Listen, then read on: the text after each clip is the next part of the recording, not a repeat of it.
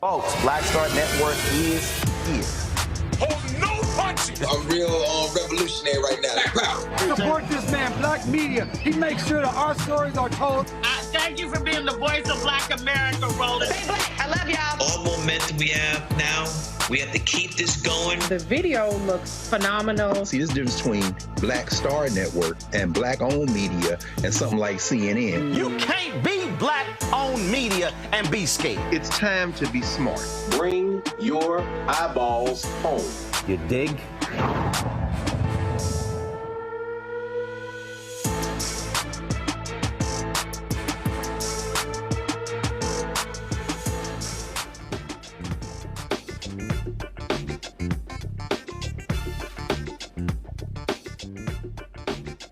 It's Monday, August 5th, 2024. I'm Dr. Ome Kongo Davinga sitting in for Roland. Here's what's coming up on Roland Martin Unfiltered, streaming live on the Black Star Network.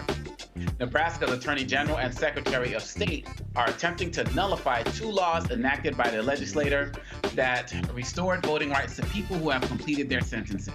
We'll discuss the case with the Sentencing Project's Senior Director of Advocacy. Black farmers get a monumental victory as they begin receiving payments from the $2.2 billion Discrimination Financial Assistance Program. A Black activist in Nevada gets pummeled with racist threats by white people as he is trying to get a petition signed. We'll show you what happened and hear him explain how it began. 10 years ago, Flint, Michigan got sick from its drinking water and the cover-up began. Tonight, we talk to a writer who's been covering the crisis since it began, reflecting on the government failures that created the issue. We'll show you Roland's conversation he had with civil rights attorney Ben Crump at this year's National Urban League Convention about the upcoming 10th anniversary of Michael Brown's death. And do you know what today is? It's our anniversary. Last year on this day, the infamous Montgomery Riverfront Brawl took place. Today, we'll look back at how the event unfolded, creating an unofficial holiday. It's time to bring the funk on Roland Martin Unfiltered, streaming live on the Black Star Network. Let's go. He's got it. Whatever the miss, he's on it. Whatever it is, he's got the scoop, the fact, the find. And when it breaks, he's right on time and it's rolling. Best believe he's knowing. Putting it down from sports to news to politics. With entertainment just for kicks, he's rolling. It's on go, roll, roll, y'all. It's Roland Martin, yeah. Rolling with Roland now. He's funk, he's fresh, he's real, the best, you know he's Roland Martin.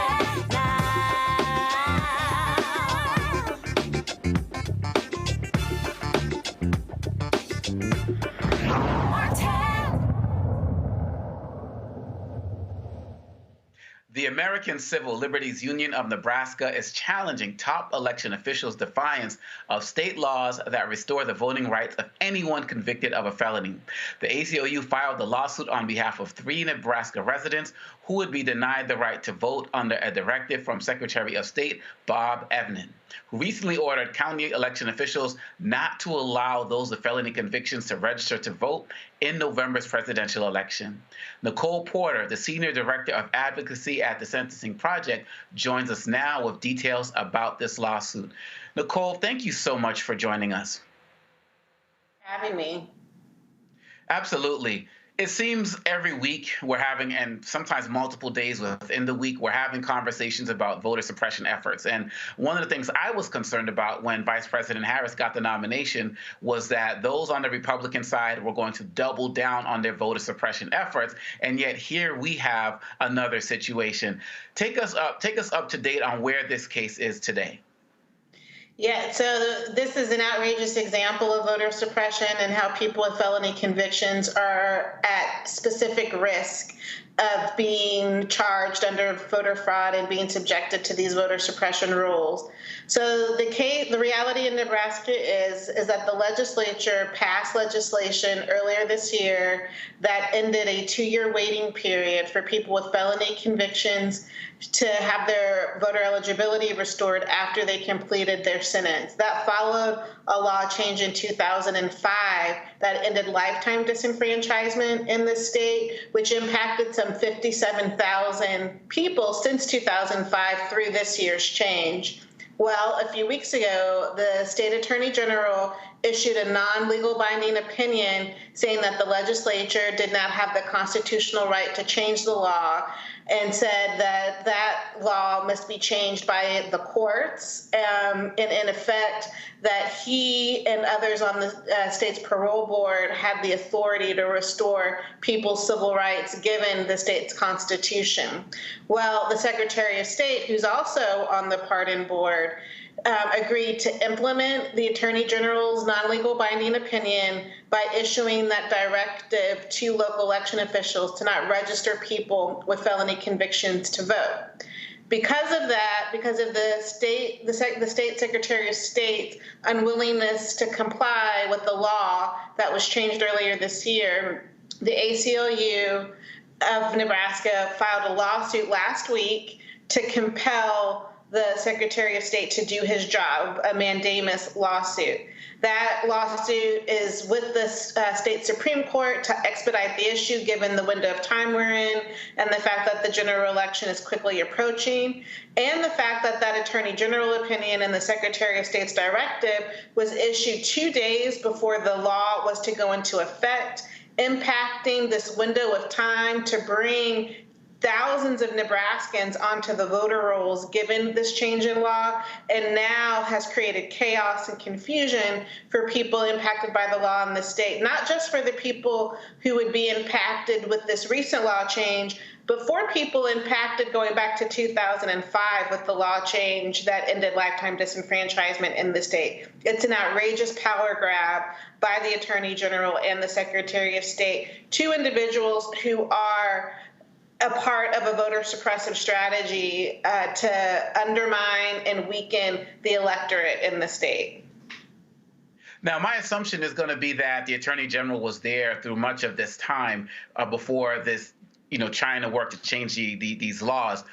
Do you think that it was strategically timed that they would challenge it at this particular time so as to make it so confusing so that this could not be resolved before the election? Because it seems like this is something they could have done months ago, if not a year or two ago, or even right after they implemented this change in the first place. Well, this legislation has been introduced year after year, dating back to as far as 2015. The Sentencing Project has been a national partner to state groups in Nebraska to change the law since then.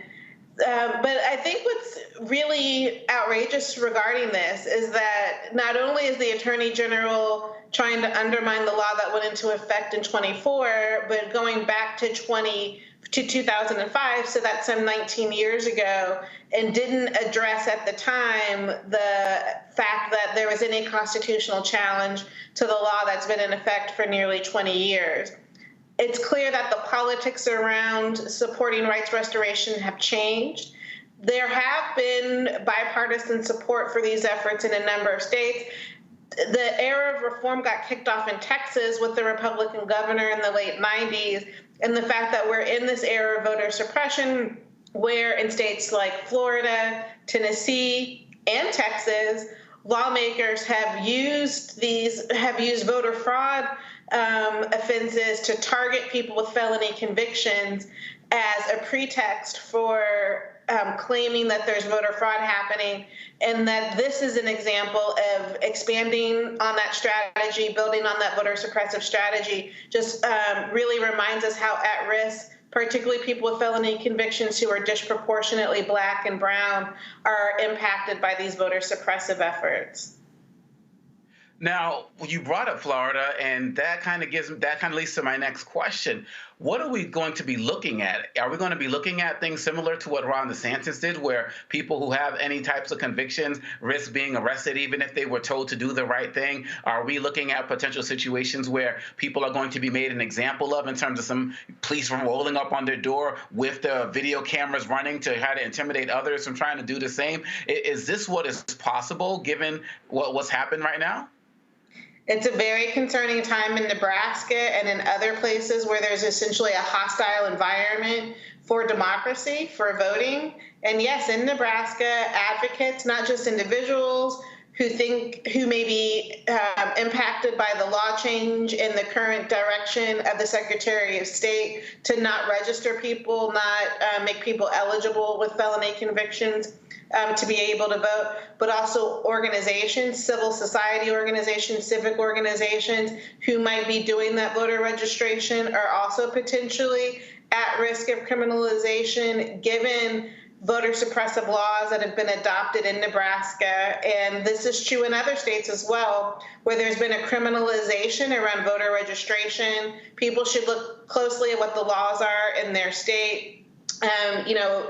Engage voter legal advocacy organizations to confirm what the laws are.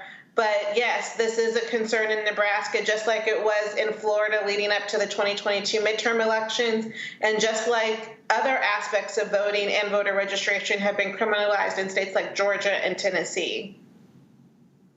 Can you talk a little bit about some of the confusion you talk about, their ways that they're trying to change this policy would cause? Like, what are you hearing from people who are part of your community who are dealing with this particular situation? So give us some real life examples of what this confusion looks like. So, a lot of people say, oh, please, people are just talking. Nothing's really going to change on the ground. But through the Sentencing Project and the work that you're doing, what are you seeing and hearing?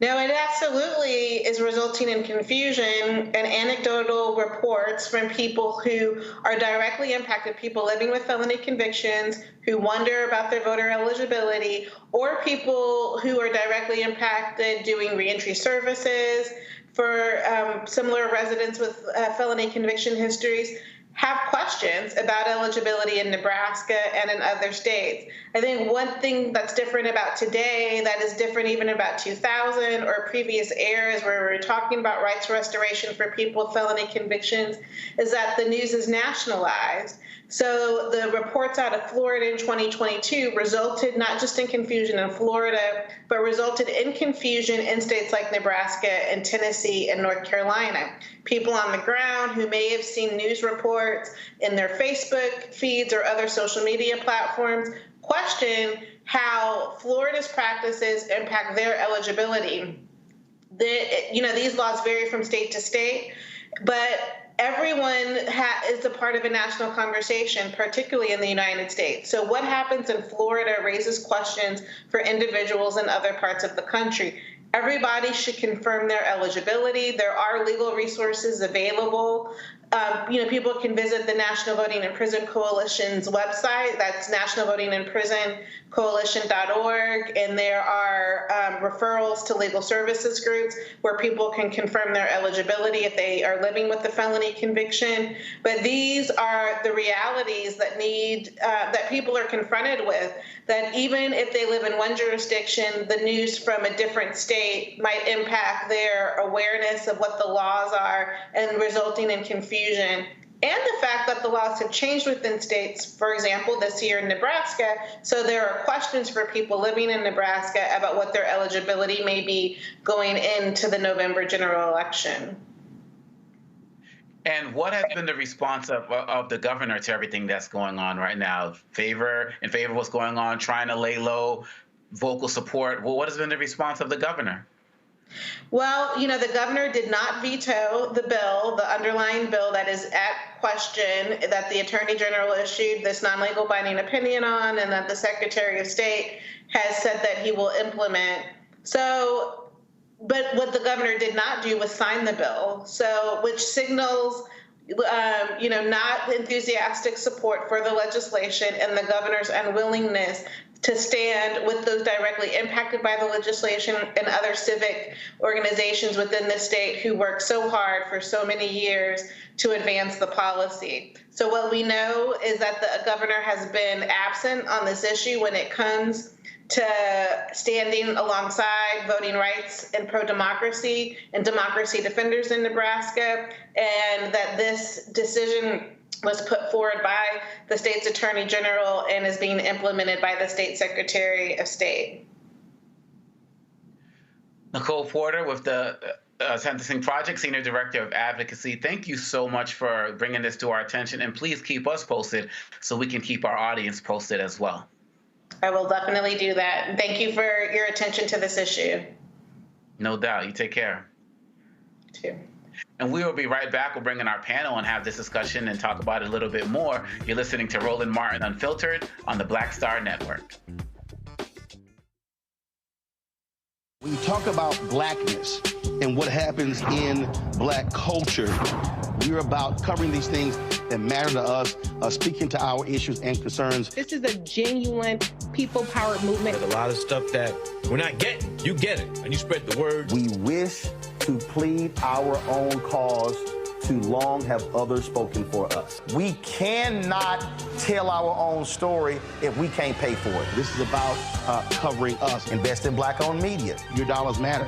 We don't have to keep asking them to cover our stuff. So please support us in what we do, folks. We want to hit 2,000 people, $50 this month, raise $100,000. We're behind 100,000, so we want to hit that. Y'all money makes this possible.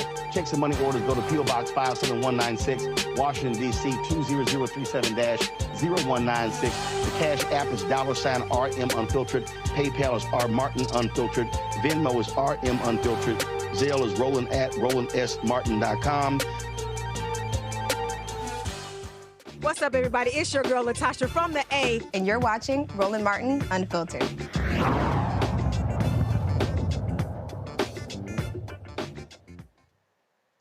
I want to bring in my panel right now, Dr. Julianne Malveaux, economist and author out of Washington, D.C., as well as Joy Cheney, founder of JOI Strategies, also out of D.C.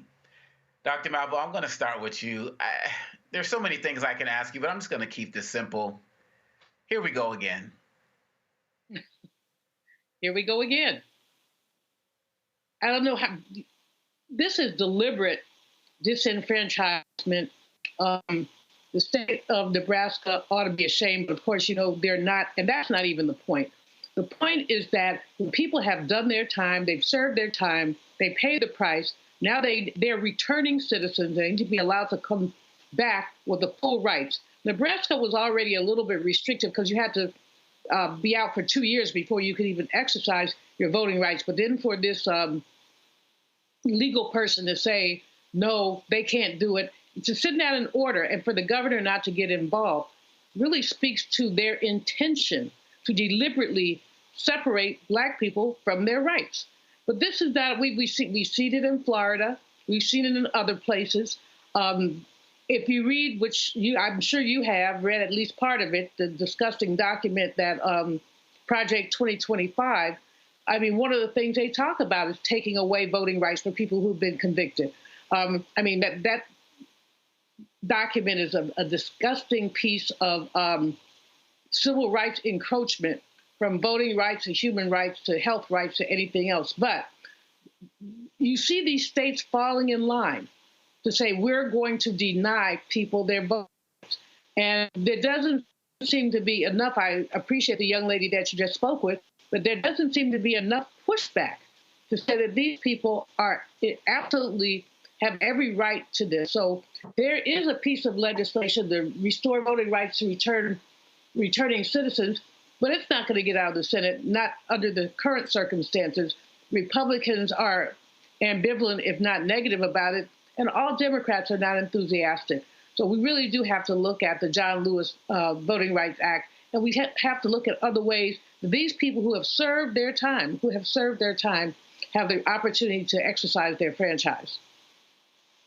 And Joy, given the work that you do across the country, you know, we talked last week. When I was hosting, we had somebody who was coming in from Georgia with a lawsuit that was being filed down there. And as I said to our guest, Ms. Porter, before our break, I feared that given Kamala's ascension, that this was going to be doubling down and they were going to go overboard. But it seems like even before she took over, they were already starting to go double down. And I don't know if it's part of the fact that Donald Trump is going out and telling people, hey, you don't even have to worry about voting again. You know, I'll take care of it. Like, is this part of the national strategy? I mean, what are you seeing as it relates to these efforts to suppress this vote across the country? Was it already worse and we weren't paying attention, or are they really going harder right now? Well, I mean, there's no doubt they're going harder right now, but they've been going hard ever since we saw Joe Biden and Kamala Harris win in 2020, and they've been going hard ever since we saw Barack Obama win in 2008 and 2012. They're seeing a growing population of Americans who are not white Americans who they are concerned about. And as we vote more, and as they decide that they're walking away from a whole swath of voters who are people of color, which is bizarre to anyone who can do the math, they're getting panicked. And as part of their strategy for winning, and let me be clear what we're saying when we say they, Republicans. Part of the RNC, part of the Republican, part of the conservative strategy for winning is to suppress the votes of people who are non-white. That's part of their strategy. It has been for some time now. And so long ago, when we thought they were trying to bring in people of color to their party, which of course would be the smart thing to do, they have separated from that. And they have said, if we can't beat them, we'll just suppress their right to vote. That's where we are. You know, the felon disenfranchisement is part of that. There had been a surge of people who, for often religious reasons, were saying, how do you say we believe in second chances and redemption when people serve their time? You ought to allow them to reenter society. And also, we know that reentering society and getting the benefits of society is one of the things that reduces recidivism. But when your goal isn't to reduce recidivism, when your goal isn't to make people whole again and to be ultimate good citizens again, your goal is to suppress them and to make sure that they don't have the full rights of citizenry as you do, to make sure that the people that you have enslaved through the carceral system, right, modern day slavery, are continuously harmed by those decisions. Then of course you're going to do everything you can do to prevent them from being full citizens and being able to vote. But what's really clear is that this is not the rule everywhere. What's happening in Florida, Nebraska, and other places, not the rule everywhere. There are places in the country where if you are not currently sitting in jail, you can vote, right? So please check the rules for who can and cannot vote in your district. Please tell the people in your family, black, white, male, female, indifferent, if they have a conviction, don't let what we're talking about here and what's happening in other places diminish your willingness to at least check and see if you can vote. We know that part of the reason they do this is if someone's serious about a story in Florida, Nebraska, wherever, they might then, they might pull themselves out of the process by saying, well, I'm a felon, I can't vote. That is not the case. That is not the case. So we want you to challenge the system, make liars out of them, and not suppress your own vote by not going and seeing what the rules are in your state. But they must see what the rules are. Dr. Malvo, as you prepare to follow up with what Joy was saying, I want you to also answer the question of whether you think, because people often say that Democrats play checkers while Republicans are playing chess, are you optimistic that this cycle around Democrats are being more forceful in how they're challenging it? And I just want you to add some thoughts on that as it relates to the comments you are about to make. Okay, thanks, Amakongo. First, I want to just say the sister laid out very rousing, and thank you, reminder that people need to check the rules, need to vote, need to encourage their relatives to vote. But I want to say that please check the rules. When people are being arrested, people are being given false information, people are being told, yeah, you can vote, they fill out the forms, and then they get arrested. Many of these people are moderate income people who don't have money for a lot of fines. So people need to be very careful. If necessary, check with a lawyer. I know that Barbara Arnrine, Transformative Justice Coalition, and there are many other organizations are prepared to help people. If you have any question at all, check with legal, because we don't want you getting arrested. We'll be talking about that on Roland too. Now, regarding, I don't know that I'm pessimistic or optimistic, Omakongo, because these cases, what they have in common is voter suppression. How they're actualized is different by county and state by state. I have not seen, except for Arnwine and a couple others, I have not seen folks really go after these states that are suppressing the vote, that are preventing returning citizens from exercising their franchise. I just haven't seen it widespread. I'm glad that we're talking about it here today. And I know we've talked about Florida in the past, and some of the other states. And Joy is right. This is not everywhere. But I do think that Democrats would be well served if this were more of a national, if there were more of even just a grid that says in Florida you can do this, in California you can do that. Well, in California you can do anything. So I didn't say that about my home state. But basically, it would be useful to have a grid of some sort. It would be useful if law students were getting out into the community and saying, we want to help with this. So it is going to be a problem. And the problem is this election is going to hang on margins. It's going to hang on, people are talking today about who the vice president should choose for her running mate. And basically, each one of the three men she's considering might bring a percentage point or two. If we have an election that hangs on a percentage point or two, if a percentage point, or even half a percentage point, gets misdirected, that's going to be a problem. Remember, the former president won Georgia by 11,000 votes. So when we think about those very slim margins, we have to think about every single vote counting.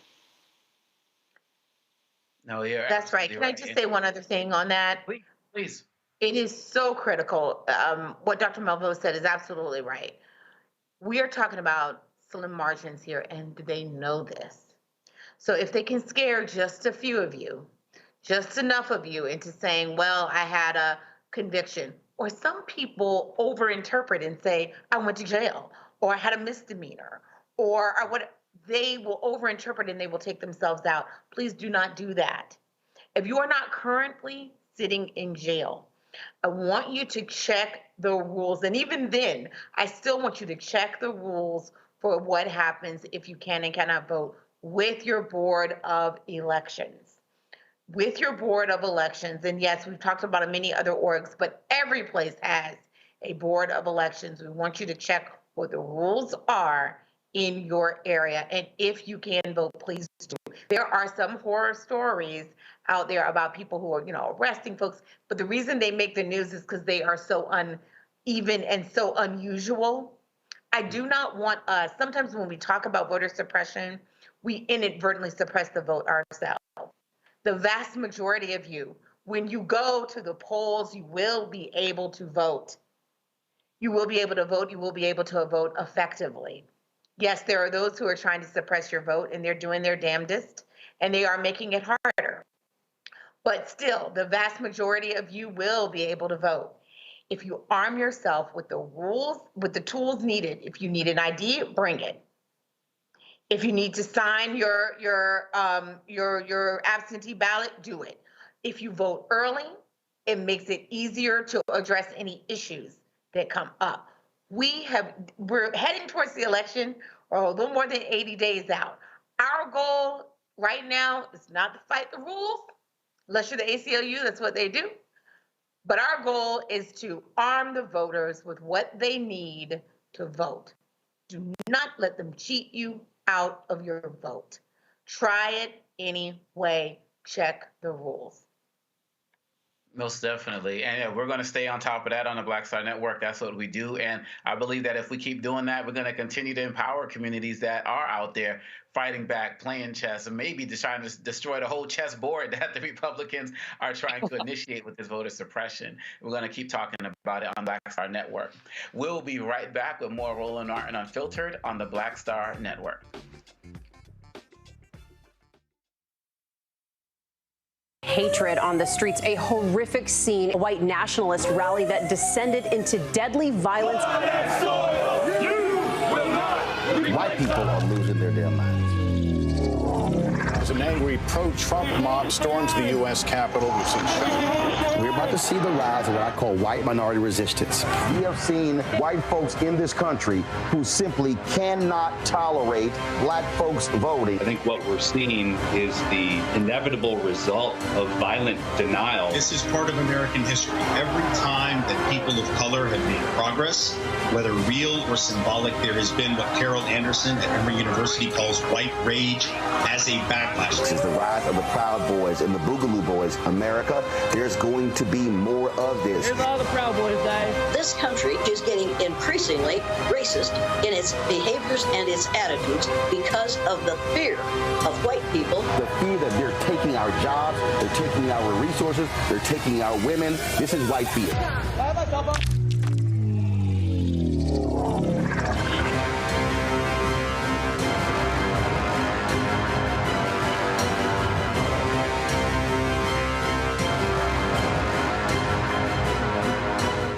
My name is Lena Charles, and I'm from Opelousas, Louisiana. Yes, that is Zydeco capital of the world. My name is Margaret Chappelle. I'm from Dallas, Texas, representing the Urban Trivia Game. It's me, Sherry Shepard, and you know what you watch. Roland Martin on Unfiltered.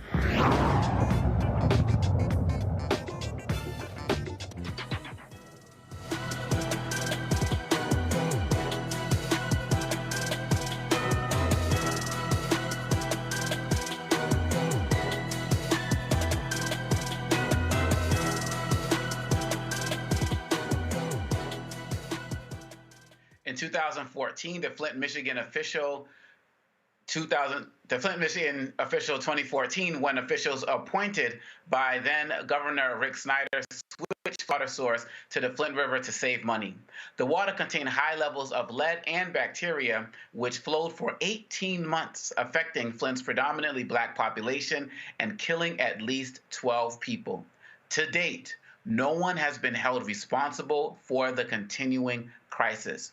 Joining me now is Jordan Chariton, a reporter, CEO of the Status Group, and author of We the Poisoned, Exposing the Flint Water Crisis, Cover-Up, and the Poisoning of 100,000 Americans. He's been covering this since the beginning. Thank you so much, Jordan, for joining us. And there are so many questions I want to ask you, but I just want to start with where are we today in 2024, 10 years later? We are unfortunately not too much different from where we are 10 years ago. That might sound shocking, but despite the government's claims, there is still dirty water in Flint. I just spoke with residents today who have rashes, are getting discolored water in a lot of places in Flint. There is no criminal accountability. Tragically, cancer is surging in Flint. In some cases, some types of cancer are up 300% compared to before the water switch. And these residents do not have expanded health care. That was a short-term Medicaid expansion that has expired. So between the water being problematic and contaminated, the lack of criminal accountability, cancer surging, and frankly, an ongoing cover-up, this is, to me, one of the most egregious examples of environmental racism and injustice in American history. Jordan, you've been on this from day one, and everybody talks about how progressive the state of Michigan is, the leadership, and so on and so forth. How in the world could this be happening? When I say this, I mean, number one, what you are describing as a cover-up, and two, no accountability to this day. Yeah, and I also want to be clear, because my book reveals this was not an effort to save money. This was an effort to make money. This was a massive privatization scheme that obviously went very wrong. Wow. Yeah, the details of that, I mean, there was no reason for Flint to switch its water. No reason at all. They built a completely brand new water pipeline that was on the same exact path as the existing pipeline Flint got from Detroit. Detroit cut its rate in half to Flint to save it as a customer. But there were people that wanted to make money on a brand new water system, and there were also Wall Street banks involved. So my book really, for the first time, details that whole financial scheme that is still not being punished today. The other thing is, you know, the state put out the number that 12 people died. Well, my book will show you a lot more people than 12 people died, including all the people now dying of cancer. But to quickly answer your question, how no one is held accountable, my book also reveals that the current Attorney General of Michigan, Dana Nessel, who is rumored to want to run for governor, I can't get in her head, but her decisions kind of sabotaged the criminal investigation. She fired prosecutors that were moving the investigation along, were about to go to jury trial. She fired them, she dropped all the charges, and then restarted the case from scratch with experts and lawyers told me was unheard of. They've never seen anything like that. And then the prosecutors she put in, as my book will reveal, were kind of overwhelmed. And what ended up happening was the Michigan Supreme Court threw out Attorney General Nessel's charges. So it was kind of between the direct government cover-up and, really dumbfounded decisions by the current Attorney General. The residents of Flint, as of now, it does not seem like they will have any justice. And I'm really hoping that as many people in Flint are able to get the book, because most of them do not know the full details of who poisoned them, but most importantly, why? What were the financial motivations? What were the financial for-profit reasons that went into this issue?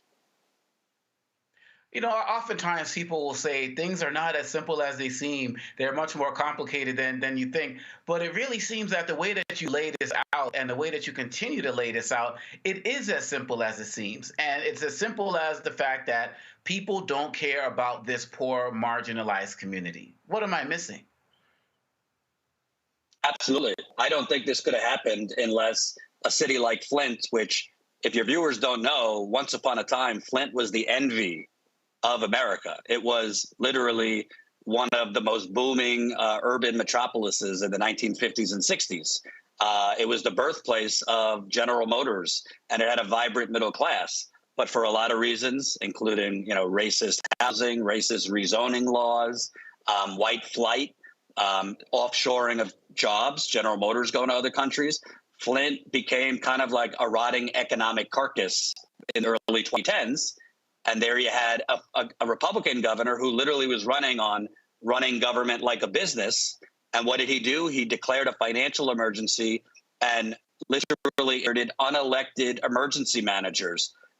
There's a lot of focus on right now saving democracy. Well, Flint's democracy was stolen.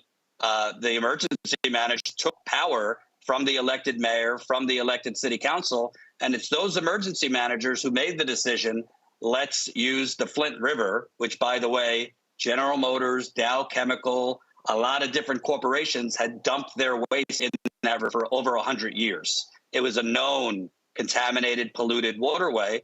And, let's use a dilapidated water plant that was not equipped to treat the river water. Using the Flint water plant, I say, was like the equivalent of these Boeing planes that are literally falling apart midair. That's what using the Flint water plant. And the mostly white, wealthy officials at the state capitol were making decisions for this majority black community that they did not live in. They did not drink the water. And I don't think they would have been as reckless or as carefree making those decisions if it was in Ann Arbor, predominantly white, 1 hour down the street, or name your wealthier white town. So this was about race. It was about class. And as residents have told me, they were treated as guinea pigs. And my book will reveal, I do not say this lightly, I believe the biggest government cover-up of the 21st century. It involves the federal government, the state government, local government, and Wall Street. And, no disrespect to those who think Watergate was big. Nobody died from Watergate. People are still dying from this. So I really hope, it's hard in today's media world to remember the crises that happened yesterday, much less 10 years ago. But to be clear, an American city was poisoned, the government covered it up, and they've left them to slowly die. Questions from the panel? Joy, I'll start with you. I'm not sure if you said Joy, it cut out, but I'm going to go ahead and start anyway. Yes, Let please. me just say, I'm so glad to be on with you. So this is the 35th, if I'm not mistaken, anniversary of Michael Moore's Roger and Me. which was a documentary, if your viewers have not seen it, on Flint, Michigan, and what happened. You alluded to it before, the siphoning off of jobs when the GM motor plant closed. And I remember being a very young person, I believe, I can't remember, I may have been in elementary school, but I remember watching it. They showed it in school, and it was formative for me, and it reminded me of just how important it was for business and government to work together, and that those people had been left behind. So imagine, our devastation and their devastation to see that even after all of that attention, they were being left behind again with this Flint water crisis. And it's not just them. Obviously, there are things in other parts of the country as well, including Alabama and other places where we have significant environmental discrimination and water contamination. Interestingly, Michigan is also a place that we are all looking to see what's going to happen. Are Democrats going to win Michigan? And there's so much focus on what this Biden, Harris, et cetera, and who and what's happening in Israel and Gaza with the Muslim population there. But what we forget is there are many people who live in Flint, Michigan right now who couldn't possibly be excited about voting and couldn't possibly be excited about government. They should be, because hopefully that's what will make a change. But they have Democrats who are actually in leadership in Michigan. And yet, as our guest said, it's still not been resolved. What do we know, if anything, are the campaigns saying about this crisis, including the new Harris campaign? Zero. Nothing. Most of the Democratic Party, whether it was under the administration, the Biden administration, now the Harris campaign, have kind of pushed this narrative, pushing the government's line that water levels are back to normal in Flint, and that now it's about restorative justice.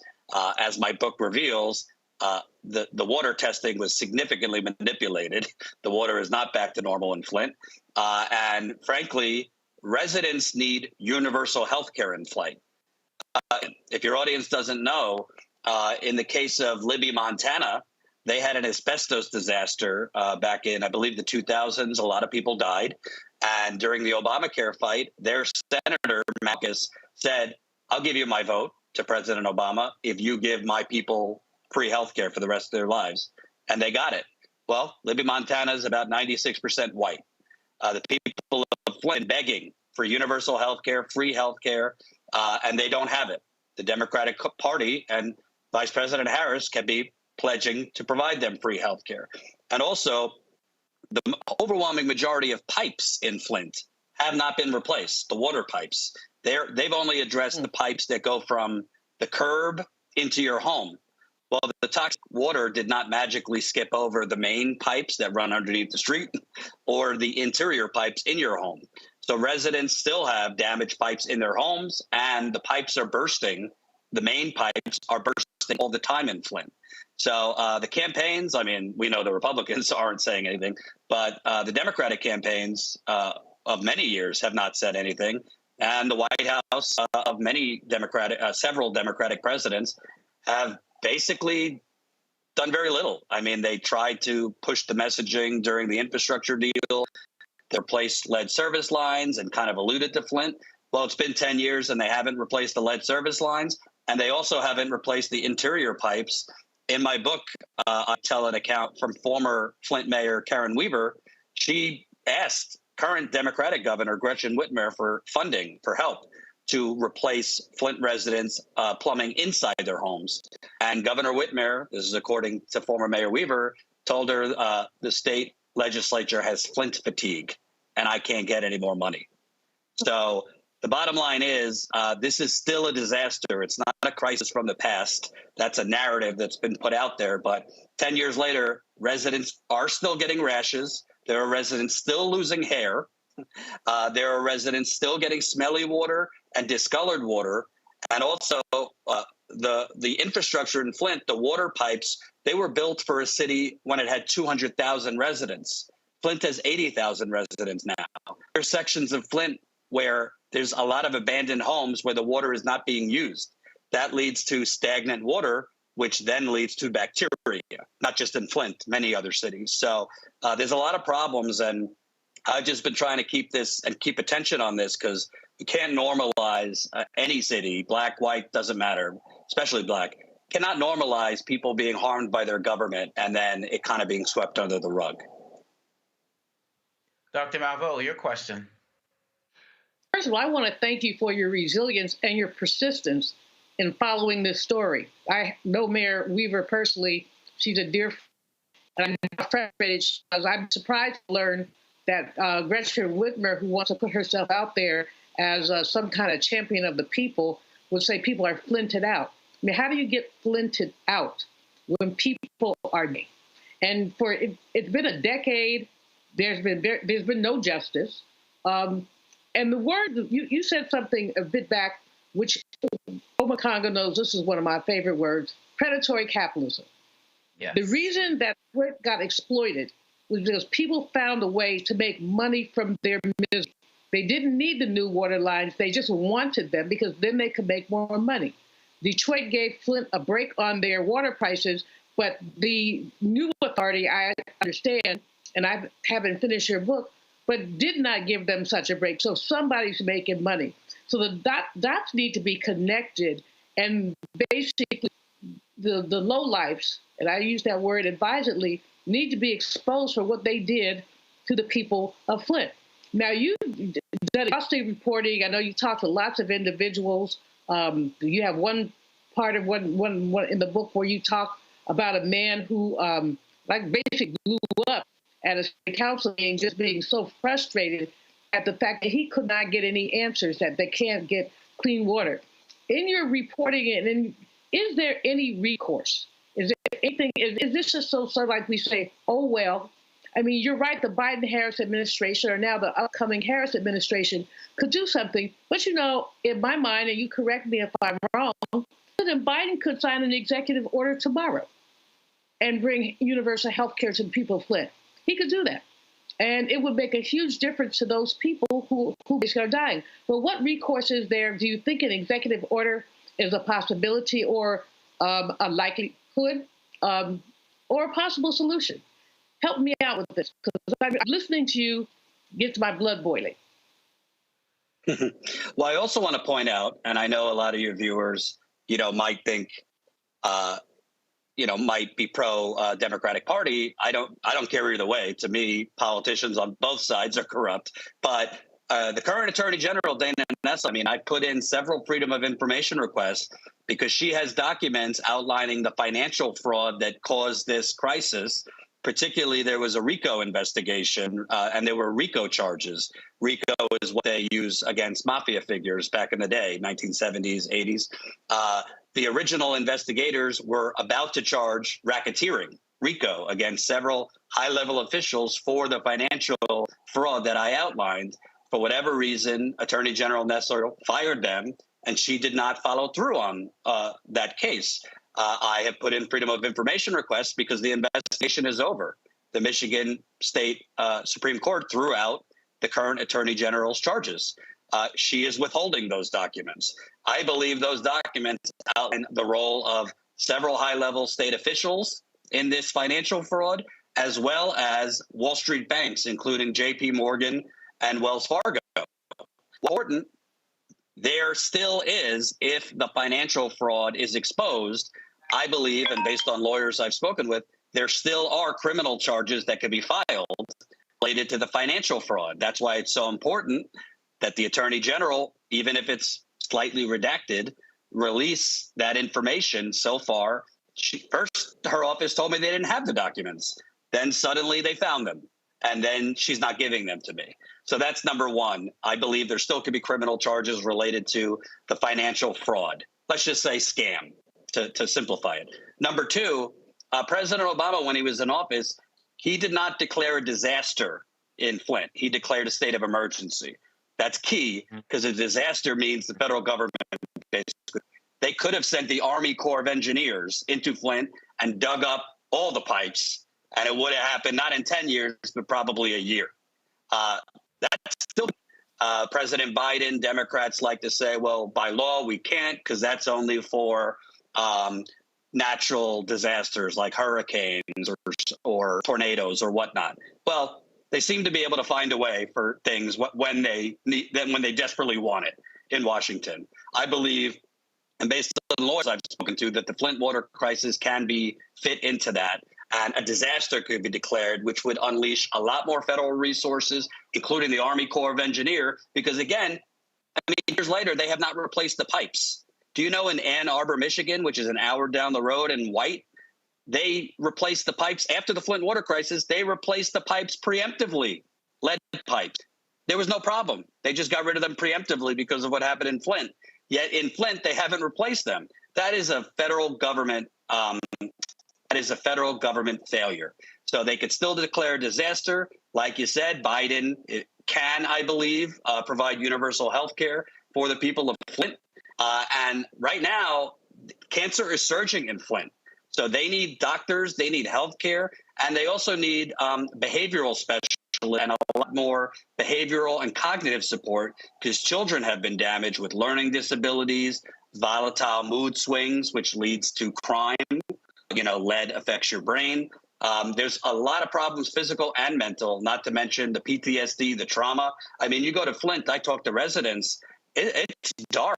People are tired and fed up. And in terms of 2024, I'm not a pollster, but I could just tell you based on the hardcore activists I'm talking to in Flint, a lot of the residents I know, they are not, it does not seem to me like they are just, chomping at the bit to get to the polls.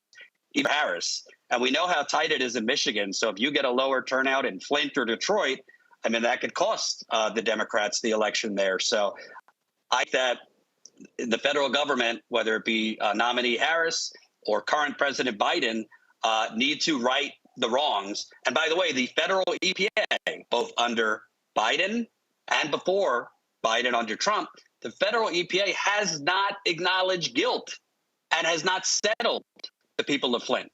So they have not provided Flint money. The federal EPA, the state of Michigan has settled with Flint for far too little, in my opinion. The EPA has not. So that's another thing President Biden can do, to pledge to, first off, admit guilt and then settle. So there's a lot President Biden and now nominee Harris could do.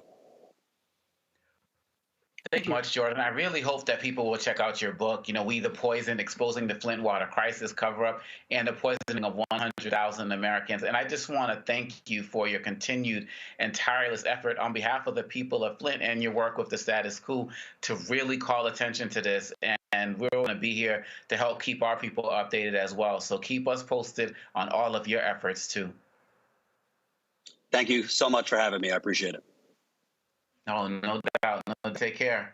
And you all, we're going to be right back with Roland Martin on the Roland Martin Unfiltered on the Black Star Network. And don't forget, we're going to be talking about that 1 year later, the Montgomery Riverfront Brawl. Stay tuned. We're going to be getting in on that as well. We'll be right back.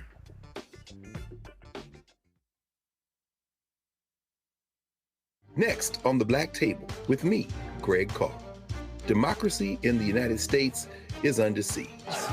On this list of bad actors, it's easy to point out the Donald Trumps, the Marjorie Taylor Greenes, or even the United States Supreme Court as the primary villains. But as David Pepper, author, scholar, and former politician himself says, there's another factor that trumps them all and resides much closer to many of our homes. His book is Laboratories of Autocracy, a wake-up call from behind the lines. So these state houses get hijacked by the far right, then they gerrymander, they suppress the opposition, and that allows them to legislate in a way that doesn't reflect the people of that state. David Pepper joins us on the next Black Table, here on the Black Star Network. Fanbase is pioneering a new era of social media for the creator economy. This next generation social media app with over 600,000 users is raising $17 million, and now is your chance to invest. For details on how to invest, visit startengine.com/fanbase or scan the QR code. Another way we're giving you the freedom to be you without limits. Hi, everybody. I'm Kim Coles. Hey, I'm Donnie Simpson. Yo, it's your man Dion Cole from Blackish, and you watch Roland Martin, Unfiltered.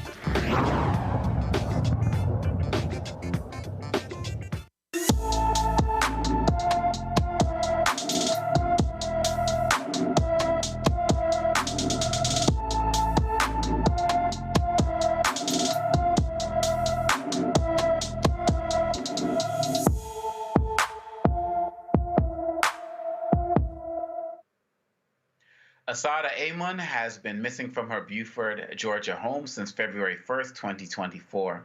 The 16-year-old is 5 feet 2 inches tall, weighs 115 pounds, with black hair and brown eyes. Anyone with information about Asada Amon should call Gwinnett County, Georgia Police Department at 770-513-5700. The Biden administration paid out more than $2 billion in direct payments for Black and other minority farmers discriminated against by the U.S. Department of Agriculture.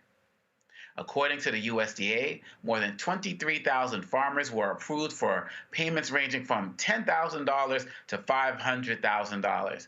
Another 20,000 who planned to start a farm but did not receive a USDA loan received between $3,500 and $6,000. USDA Secretary Tom Vilsack told reporters that the aid is, quote, not compensation for anyone's loss or the pain endured, but it is an acknowledgement by the department. Unquote. That's a very interesting statement. The USDA has a long history of refusing to process loans from Black farmers, approving smaller loans compared to white farmers, and in some cases, foreclosing quicker than usual when Black farmers who obtained loans ran into problems. Most payments went to farmers in Mississippi and Alabama. Now, Dr. Malveaux is the economist, and we talk about this and these predatory economic practices, and I'm thinking of Farmer John, and I'm thinking of the late, great Joe Madison, who fought so much for this. How are you processing this? Some people saying too little, too late. Some people saying better late than never. Some people are saying that much more is owed. Give us your economist take on this. Well, number one, much more is owed. Much more is absolutely owed. It's always difficult to get the federal government to admit that they were wrong, as we just saw in the previous story about Flint. So good for them for doing it, but it is too little too late. When he was Secretary of Agriculture before, Vilsack did not support these kind of payments, which he is now supporting, but it's not very much. When you're talking about you was trying to start a farm, you did everything. These loan applications sometimes over Congo are 40 pages long. So you jump through all the hoops, you do everything you're supposed to do, and they give you $6,000? Really? So there are economic ways that we can measure missed opportunity. There are ways that we can measure, but for their racism, this might have happened. We know that in terms of land, that we as a people have lost so much land. We have only 1% of the land that we had in, I think, 1910. Basically, they've been grabbing our land, and every time we try to do something, there's a door slammed in the face. So while I applaud, Brother John Boyd deserves every kudo that he can get. He's a hero. He is a hero. He's been very persistent about this. He's used his own resources. He won't let it go. He's like a tiger with a tail. He will not let it go. And we all appreciate that. But we know that there is no equity here. There's no justice. Even the people who got the $500,000, tell me, how long they waited for that. I found, actually, it's kind of funny. I was doing a program at the Smithsonian, and I found a cousin, a sister, last name Malveaux, from one of those Louisiana counties, where actually the Department of Agriculture had put she and her husband off of their farm for 2 late payments. They sued, and they got something, but again, they didn't get nearly what they lost. She said that the size of their farm was reduced by like 60%. So they didn't get everything. They got put off. They sued to get it back, and they got it back, but not all of it. So, I mean, it's the way that Black people are treated in this country is shameful. And while everybody's celebrating, and I am too, the fact that we have a presumptive Black president, let's be clear. Structural racism is not going to go away. We have to keep fighting. We have to put these folks on blast. And so, as I said, all 3 of the things you said at the beginning, not enough, too little, too late, about time. All of those things are true, but even more true is there is no economic justice. And that's what people are really looking for. We look at the wealth gap, Omekongo, and we think about how the wealth gap affects the way that people live, what you have less access to because of the wealth gap. When you think about that, then you understand the extent of the damage that's been done to our people. And 6,000 here, even 500,000 there is not enough to compensate for that. Absolutely. And Joy, real quick before we go to our break, something about this comment bothered me, that Tom Vilsack would say that the aid is not compensation for anyone's loss or the pain endured, but it is an acknowledgement by the department. Why is it so hard to acknowledge Black people's pain? Because they don't want people saying they're giving out reparations. They don't want, and their lawyers review that. It's BS. Excuse me, I don't want to offend anybody. It's offensive. Dr. Malvo, you know, that's, go ahead, keep going. You know. I wrote the part, be unfiltered, sister. It's bullshit, okay? And we know that. And so we have to be really clear.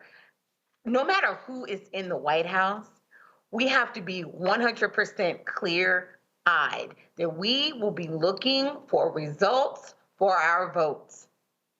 If we're voting for you, we don't want to get to the end of 4 years and still have a Flint water crisis. We don't want to get to the end of 4 years and have to play around the edges around acknowledging the pain of Black farmers and dealing with other economic matters. We need results. And frankly, kudos to the Biden administration for getting here, because we didn't know. I mean, this is a long story, right? That really has spanned almost the full 4 years. So we didn't know where we would be. So we're glad to be here. Thank you for what you've done, but it's not enough. We thank you. It's not enough. And frankly, it's deserved because Black people have been voting and have been investing in the Democratic Party. Of course, this should have been the party that should have made sure that we got some recourse and some reparation or some payment for Black farmers. But $2 billion is just simply a drop in the bucket to what is lost. And that is also, I know we're going to break, why we have to talk about history in this country, why the 1619 Project. I remember being a Senate Chief of Staff, and I was listening to the last episode of the 1619 Project as I was driving to work one morning.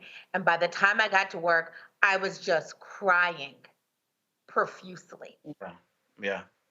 I didn't fully understand the history. And I consider myself to be an educated person. We must tell our history so that people understand, because once you know what happened to Black farmers, it's very hard to unknow it. No, yeah. It's very hard to unknow it. Once we know better, we got to do better. And so we're going to keep our eyes on this and any efforts that people try to give to block any future funds that are coming towards our farmers, because they absolutely need it. We'll be watching. Black Star Network will be watching. And we will be right back. I'm Roland Martin, Unfiltered, on the Black Star Network.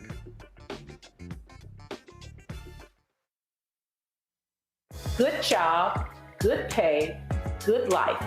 Would you be willing to walk away from it to achieve real wealth? Well, that's exactly what this woman did.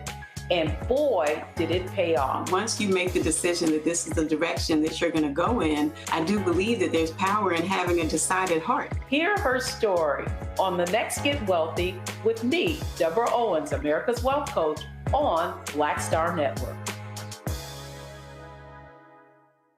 Hello, I'm Jamia Pugh. I am from Coatesville, Pennsylvania, just an hour right outside of Philadelphia. My name is Jasmine Pugh. I'm also from Coatesville, Pennsylvania. You are watching Roland Martin Unfiltered. Stay right here.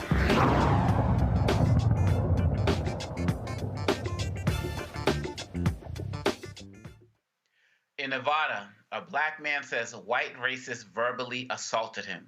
Rick Johnson said he was trying to collect signatures on a petition to lower attorney fees at a hot August night event in Virginia City when nearby attendees targeted him with racist language. Take a look. Keep talking. And where the tree at to hang people at? Where is that? Where is the hanging tree at? In your backyard. Gentlemen, can I please? No, no, no. He just said there's a hanging tree down there to hang people like me. That's racist. That is. That is racist. Y'all go take his back and he's being racist? Crying motherfucker. He's a crying motherfucker. You know what? That is fucking horrible of you. He's just as human as I'm doing a job and I did not disrespect you, not once. Oh, man. Come on. Get out of here. Get the fuck out of here. You, man, you know what? Fuck you and I'm not leaving. Make me leave, motherfucker, because I can't take... I don't make trash. I burn it. That's 5th grade. And y'all laughing at this? And y'all laughing at this? This is what y'all like? This is what y'all like? We love it, man. We love it. You love it? Get your fatty flag on, man. Come on. Get your fatty on, man.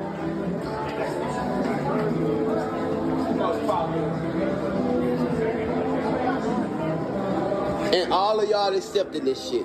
That's right. That's right. We do. Hey, man, I'm having a great day. I'm having a great day. I love it. Fuck all of y'all. And I'm going to stay right here because y'all don't scare me. You got to suck me. What? Got to do what? I'm built like a lemon. You got to suck me. If this is the way that you're talking on camera to me, sir, and I never disrespected you until you disrespected me. Oh, candid camera, actually. I'm going to be on the 5 o'clock news. No, I'm going to be on How. I thought you said you had a job. I got a job. Well, go do it. Man, fuck you. You do it. Oh, hey. Just go do your job. You do your job. I'm doing mine. Why you gotta say fuck you to everybody? He said fuck me because I can say fuck you too. What the fuck you mean? He's being fucking racist to me, man. Get the fuck out of my face. Get the fuck out of my face. Who the fuck are you? Jesus Christ. I don't give a fuck. Fuck you too. The fuck? That's the only relation. How you doing? He seems to know. Are you along with them? Yes, he is. Okay, but why is he being fucking racist to me, talking about there's a fucking hanging tree down there? Are you along with that? Are you down with that as well, like him?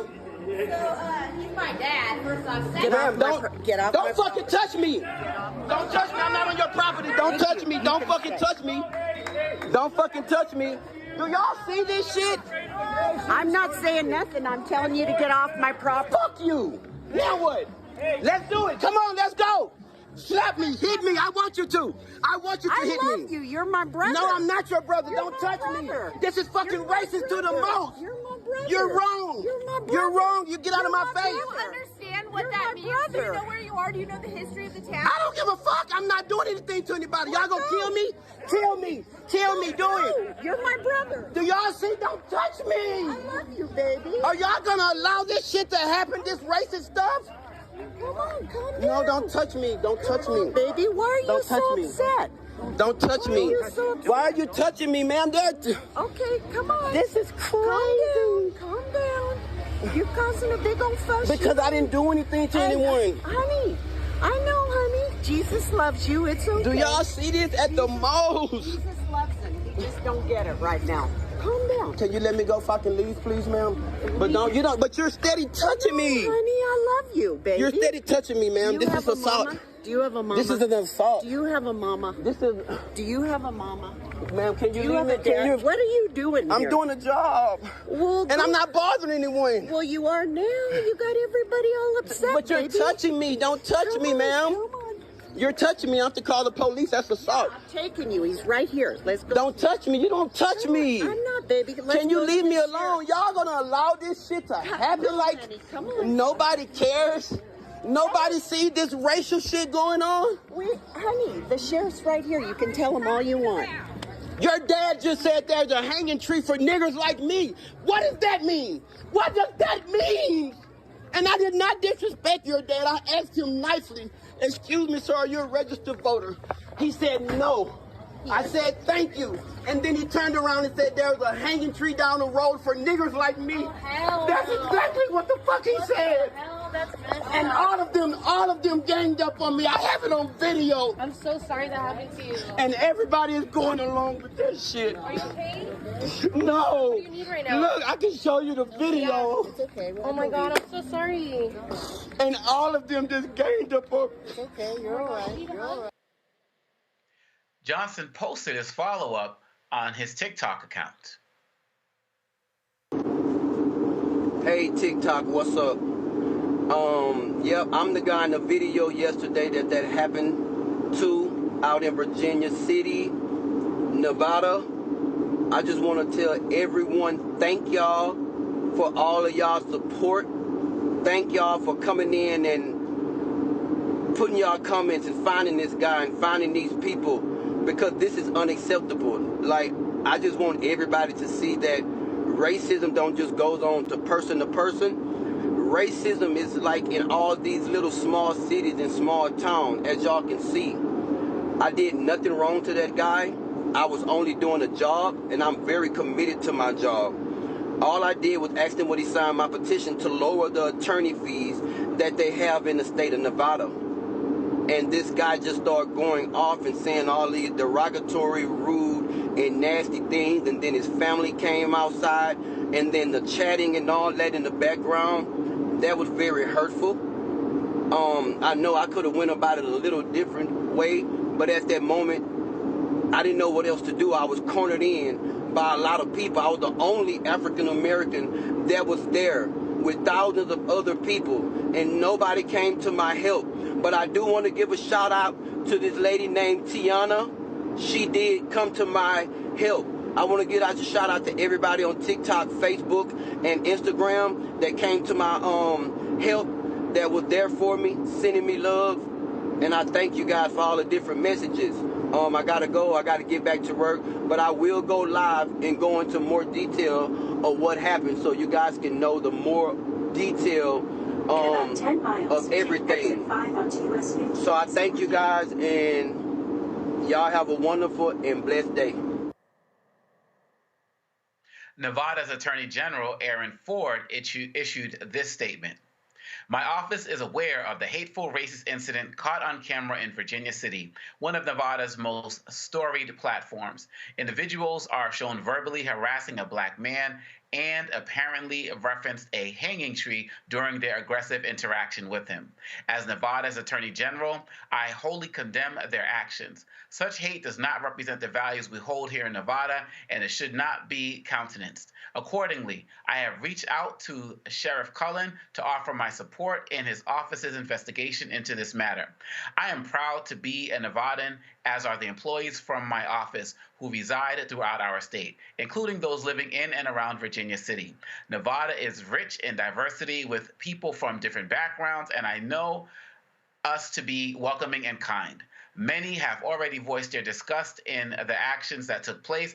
I encourage the others to do likewise. Denounce the racism displayed in the video. That is from Attorney Ford.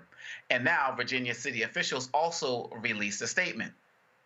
Earlier this weekend, an incident occurred in which a visitor was harassed during an event, and comments were made that were hateful and racist. We want to make it clear on behalf of the Virginia City Tourism Commission that we find this behavior abhorrent and inexcusable. Virginia City is an incredible historic town with vibrant events and a welcoming atmosphere. We stand wholly against any acts of hatred, racism, or violence. Virginia City is proud to be a town that invites all individuals, and we are working closely with our merchants and event partners to create a community that is inclusive and open to all. Julian, you know, you're working on this book on lynching. I just felt like I was getting ready to watch a lynching right now.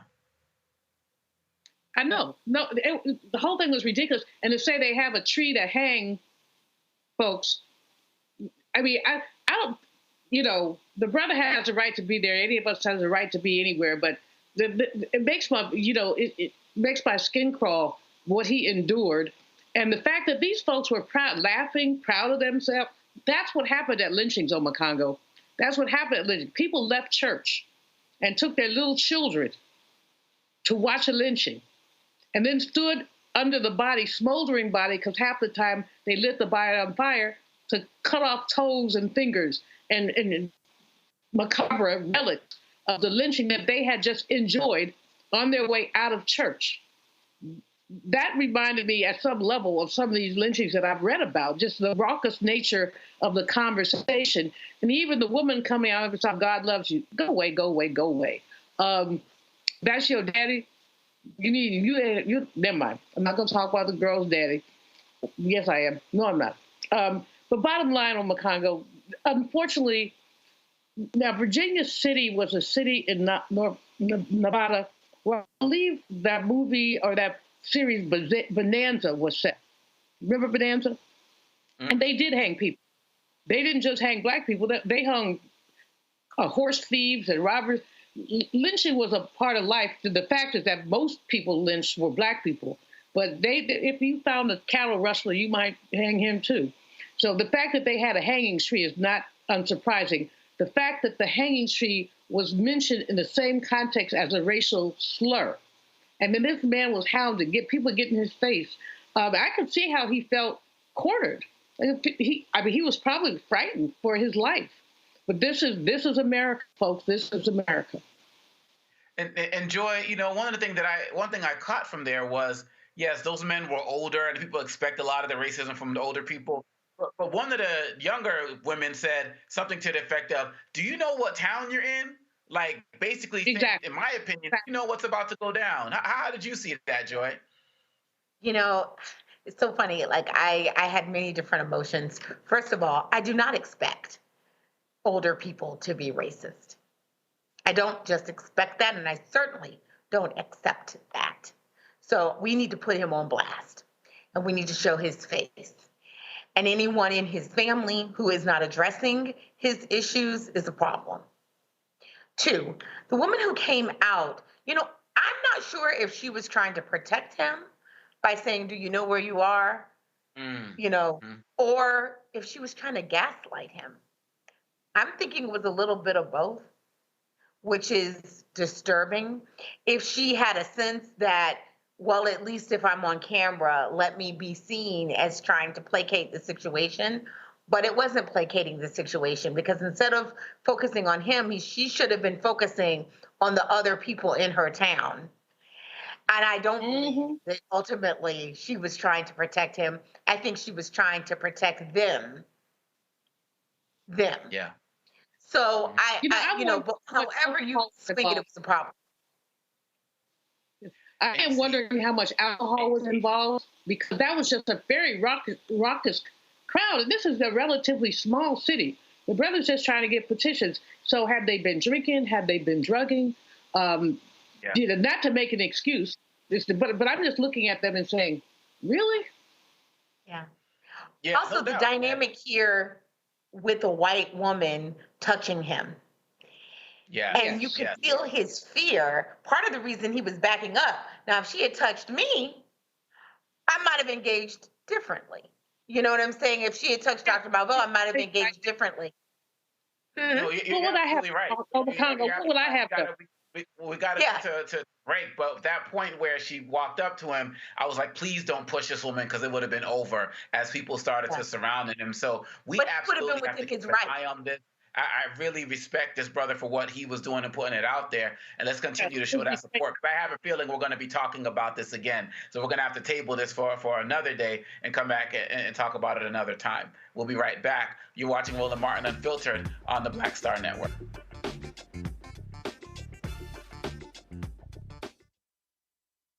On the next A Balanced Life with me, Dr. Jackie, think about for a moment some of those icky behaviors that you display every now and then. Are you a petty Betty or a crabby Kathy? Where do those less than attractive traits come from? We all have them. And more importantly, how do we get rid of them to make certain that they don't infect other people? Pettiness is something that we all carry. It's just make sure that you carry it well and you don't use it to intentionally hurt. On the next A Balanced Life with Dr. Jackie on Black Star Network. Hello, I'm Marissa Mitchell, a news anchor at Fox 5 DC. Hey, what's up? It's Tammy Roman, and you are watching Roland Martin Unfiltered.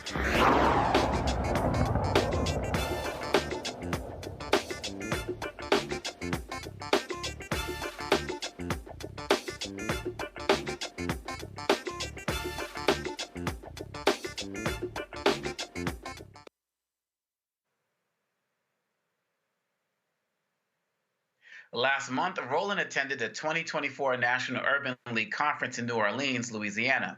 There, he caught up with civil rights attorney Ben Crump and had a discussion about the upcoming anniversary of Michael Brown's death and the impact of how he died and how it left an impression on the entire country. Next month will be the 10th anniversary of the death of Michael Brown. And that entire situation really in many ways changed America. Yeah. You know, Trayvon Martin had for the first time people talk about what black people have to endure on a regular basis. And it was the first time since Emmett Till that the tragic killing of a young black person had been catapulted to the top of national attention. You were there. You were one of the first interviews with Trayvon's parents. Absolutely. But it was when that outburst in Ferguson, when they burnt that city down and said, we're not going to take it anymore. Because right before that was Eric Garner and John Crawford. Yeah. Those two happened about like in the same window, but that totally changed everything. Yeah, and you know, the thing I remember most, Roland, about how it changed everything, those young people were so fearless. They were courageous. Roland, I remember they had a young kid who had his nose at the edge of the AK-47, the assault weapon of the National Guard, and they were fussing and cursing him out. I'm like, hey man, if his finger slip, you gone. And they was like, it don't matter. If we don't do this now, when these cameras go away, they gonna kill us anyway, so let's let them see what they doing to us when the cameras are here. And I had never saw anybody that convicted to say, we refuse to be silent anymore. And what I remember, the night the DA, I've seen you, I've never seen you that dejected and emotional.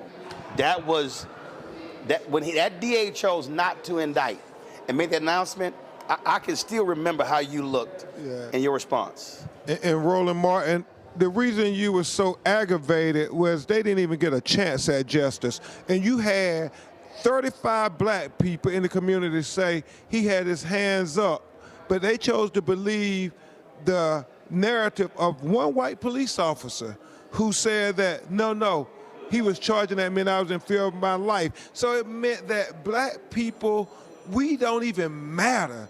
You know, like what we say, they always discount. But when a white police officer kills us, they take his narrative as the gospel. And remember George Floyd, before the video came out, they had the police report and they were running with it. And so that's why I was so heartbroken, because that DA, all the rules were changed, Roland. Well, look at this here. Let's go back to Minnesota. This Cobb shooting, and now you have the governor who said, "Oh, if the prosecutor didn't drop the charges, I was going to replace her," and it's supposed to be a progressive governor. Yeah, and a consideration for VP in Minnesota. I think that decision has taken that off the table. It's going to be a problem. But again, so the fact of the matter is, Sonia, Massey. So here we are, 10 years after Michael Brown. We are still dealing with this, which is a reminder to people that the battle continues. We are still dealing with trigger-happy cops who see us as threats, and we've got to keep fighting to hold them accountable. Yeah, and Roland Martin, I know we're going to talk about this one a lot, because I don't take for granted, just because they brought charges, that he's going to get full justice. Laquan McDonough, right there in Illinois, has 16 counts, and they convicted him, and the judge gave him 7 years, and he got out in 3 years and 2 months. The cop that shot Terrence Crutcher. Yeah, I mean, they just get slaps on the wrist, and so this is the worst police shooting video ever. Ben, I've had to air a lot of them. It was hard for me to air that one. It was so hard. She was boiling water. Yeah, and she said, I rebuke you in the name of Jesus. How can you get mad at that? Right. And she said, sorry, sir, sorry. That was her last word before the bullet shot her right under her left eye. and it was in a downward trajectory, as we discussed in the autopsy today, to show that Roland. He was in a downward position. He had absolutely no fear. Right. Well, first of all, there was a couch, and she's on the other side. Oh, she was going to douse me with hot water. And he had to walk around the counter to get a better shot. So, Roland, just like George Floyd video galvanized people in our black community, I think this video is going to galvanize people in our community to go vote and make Kamala Harris the first black woman to be president. First woman to be president. And first woman to be president, because Sonia Massey blood is on this ballot. And the vice president reached out to the family of Sonia Massey. We talked for almost 35 minutes. Wow. And even when her staff and everybody was trying to get off the phone, she kept talking. And that's why I love Kamala for many reasons. Obviously, we all are dear friends. But Kamala calls me on every one of these cases. I mean, no matter how busy she is, and you know she was busy this week. Right. And she thanked me for, apparently, she heard what I said on Win with Black Men, right, that you did masterfully, King. Appreciate it, baby. And so and she was very happy, because us black men now got to kill this rumor about we not standing with her. And you led on that, brother. I do want you to speak to this here, because I think Biden, folks, they have not done it enough. This is the most aggressive Department of Justice Civil Rights Division since Robert Kennedy, and they won't talk about it enough. The cops that they put in jail, the wardens, the jailers, the hate crimes, the patterns and practice investigations, the fighting redlining. Yeah. I'm like, y'all, you have success story, tell it. You know, I'm smiling because I'm thinking about our brother Plies, who say, hey man, y'all don't know how to brag. Right. Can y'all just learn how to brag on everything you're doing? But I go to the DOJ. Our sister, Kristen Clark, right, who you emceed her lawyers committee for civil rights when she was executive.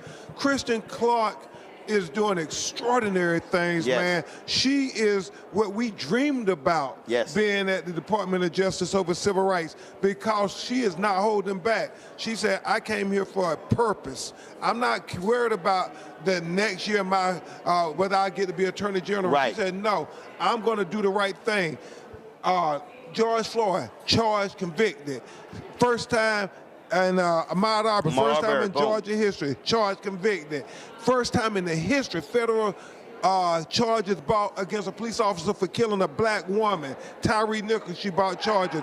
I mean, other than Robert Kennedy,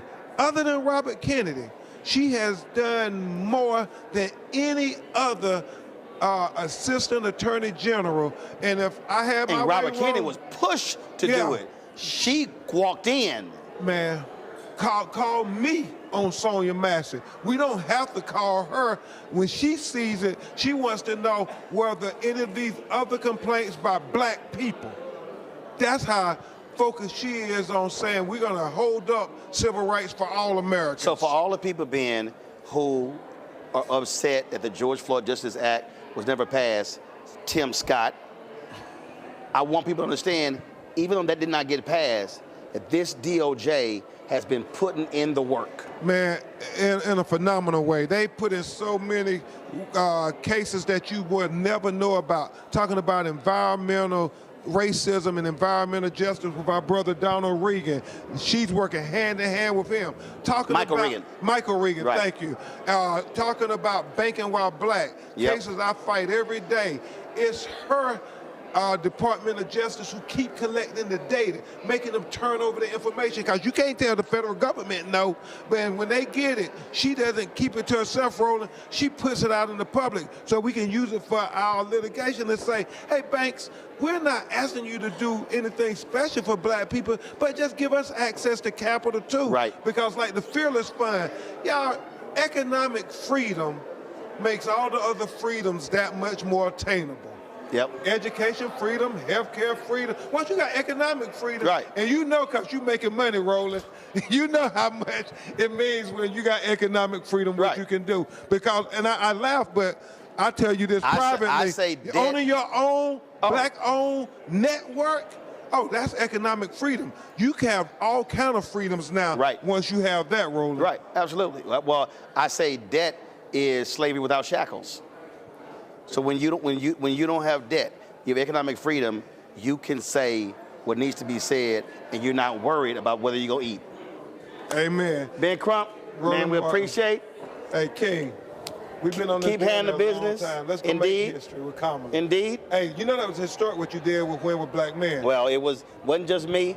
It was Michael Blake, Khalil, Quentin, Bakari. Black men. Right, and man, it came together in 24 hours. I love it. Appreciate it, baby. All right, brother. You keep swinging. Roland Martin Unfiltered will be right back, right here on the Black Star Network. Coming soon to the Black Star Network. I still have my NFL contract in my house. I have it in a case. It's 4 of them, for my 4-year contract. I got a $600,000 signing bonus. My base salary for that first year was $150,000. Matter of fact, $150,000. $150,000. That's what I made, $150,000. Now think about it. My signing bonus was a forgivable loan, supposedly. When I got traded to the Colts, they made me pay back my signing bonus to them. I had to give them their $600,000 back. Wow. Yeah, I was so pissed. Because, I try to be a man of my word. I'm like, you, I'll give you your money back. Even though I know I earned that money, right. I gave them their money back. I gave them their $600,000 back. But yet, I was this malcontent. I was a bad guy. I'm about the money. It wasn't about the money. It was about doing right. Because I looked at, because you look at contract. Look at John Elway. John Elway was making $1 million, $800,000. I was making $150,000. I was doing everything. And I'm like, but yet I got so many letters, so I just play for free and all that kind of stuff. You don't forget that kind of stuff. Right. That stuff is hurtful.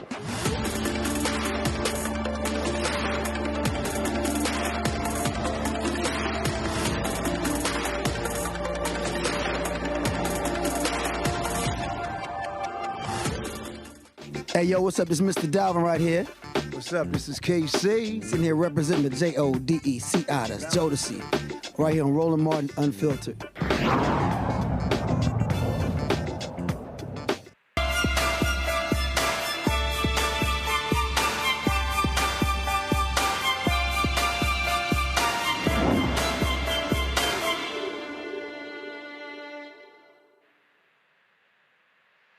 Cancer disproportionately affects minority populations, leading to higher incidences and mortality rates. Mental health issues further compound this disparity. Approximately 20% of Black adults experience conditions such as anxiety and depression, which a cancer diagnosis can significantly worsen. So patients not only have to deal with the disease, but also the mental stresses that come with it. Dr. Wendy Garvin Mayo launched collaborative cancer care and mental health practice that supports cancer patients, survivors, and caregivers. And she joins us now. Dr. Mayo, thank you so much for being with us tonight. Thank you so much for having me. I'm excited to be here. No, absolutely.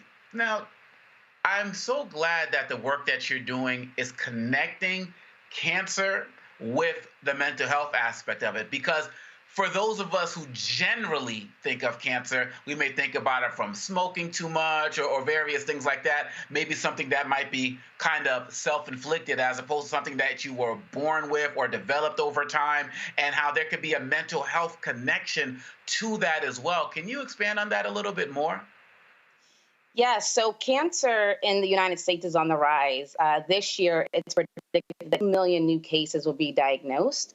And what's happening in the cancer space is that patients are being diagnosed, and we know that a cancer diagnosis shifts a patient's entire life, not only their family, their caregivers, their kids, their spouses. And what we are not very good at in healthcare is really addressing the mental health and cancer diagnosis patient. And that has multiple consequences. If a patient is not mentally sound, they're diagnosed with cancer, it not only impacts their disease process, it also impacts their ability to make sound decisions based on treatment decisions. So Collaborative Cancer Care was really born out of that gap. So I'm a nurse practitioner. I've been in healthcare for over 20 years, spent the majority of my time in oncology, and I've seen the gap. I've seen the impact a mental illness can have on a cancer patient and the trajectory of their disease process. So we are here to really fill that gap and partner with patients, caregivers, and family members who have a diagnosis of cancer to ensure that their mental and emotional well-being is sound, and we can help them on this cancer journey. Can you talk a little bit more about what that looks like? What does it look like when a patient feels like their mental health and the anxiety and the depression that they're feeling as it relates to the cancer is actually being acknowledged by professionals like yourself? Yeah, so when you hear a cancer diagnosis, the first thing that many people think is that it's a death sentence. We have done, amazing things in cancer care and in the clinical research area, in the pharmaceutical sectors, that patients are living longer now with cancer. So we have so many more cancer survivors in the United States, which is a great thing. However, those patients are not able to live a full or quality of life because they are really dragged down by this mental issue that they're having, this mental anxiety, depression, insomnia. It really impacts their ability to live a good quality of life. So what we do at Collaborative Cancer Care is partner with healthcare organizations, cancer centers, and we want to partner with their patients at the time of diagnosis, the time of treatment, the time of progression, and even survivorship, because they need to talk through what's happening. What are they feeling? How are they feeling? Do they need medication? Do they need integrative mental health therapies? Do they just need someone to sit down with them and educate them on the disease, what's happening, that it's not a death sentence, depending on the type of cancer and the progression of the cancer. So patients feel seen and heard when their provider can look at them and say, hey, I know this is a tough diagnosis, but hey, I have a resource for you. I have a resource. Here is someone, here is a advocacy group, is something to help you address that. And one thing that healthcare professionals need to really understand, it's not one and done.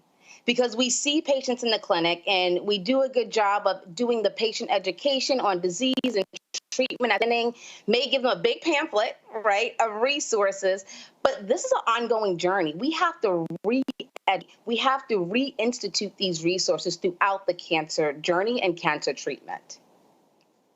And is part of your work, does it also include services for the families of those affected as well? And what are the challenges that they face?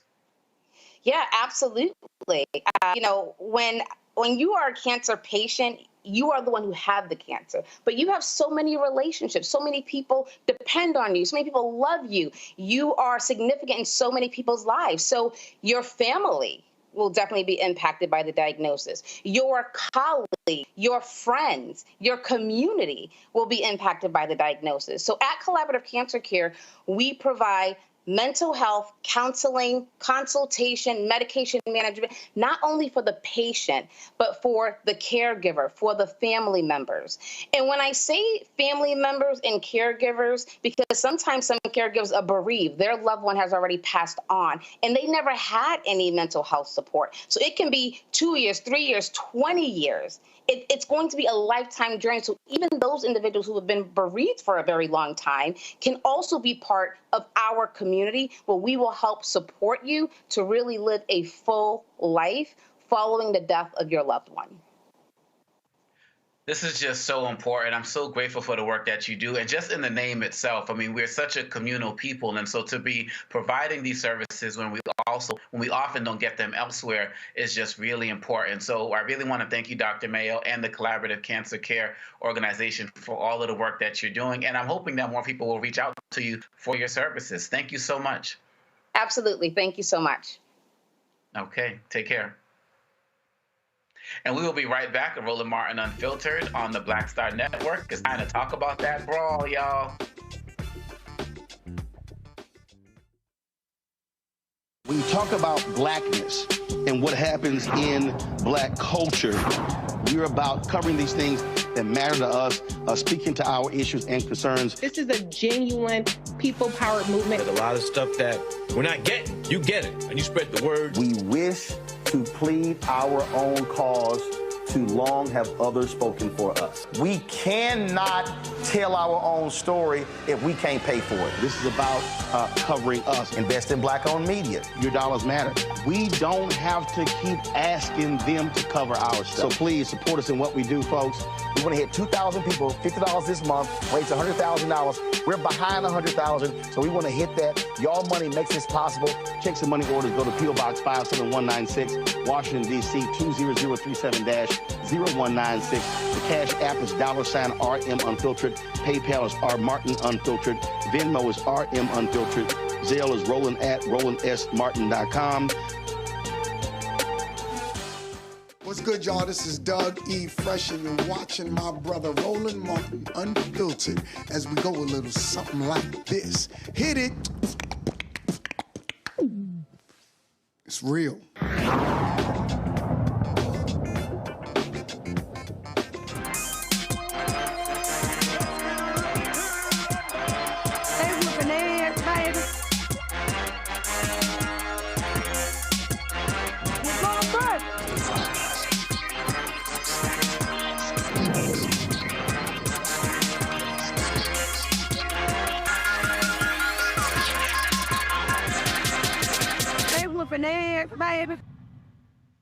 On August 5th, 2023, a throne cap in the air alongside Montgomery, Alabama's riverfront signaled a series of events that sparked a melee heard around the world.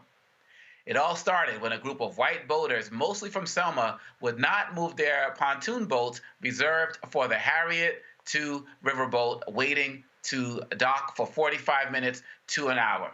The captain called over the public address system for the owners to move their boats, but no one responded. That's when co-captain of Harriet II, Damian Pickett, and deckhand Daniel Warren, a 16-year-old, went ashore to address the situation. And Joy, that's when the fight broke out. Do you remember that? Sorry. Yes, I do remember it.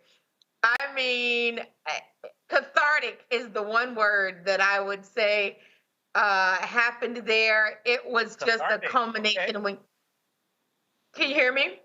Yeah, no, I was repeating you saying cathartic.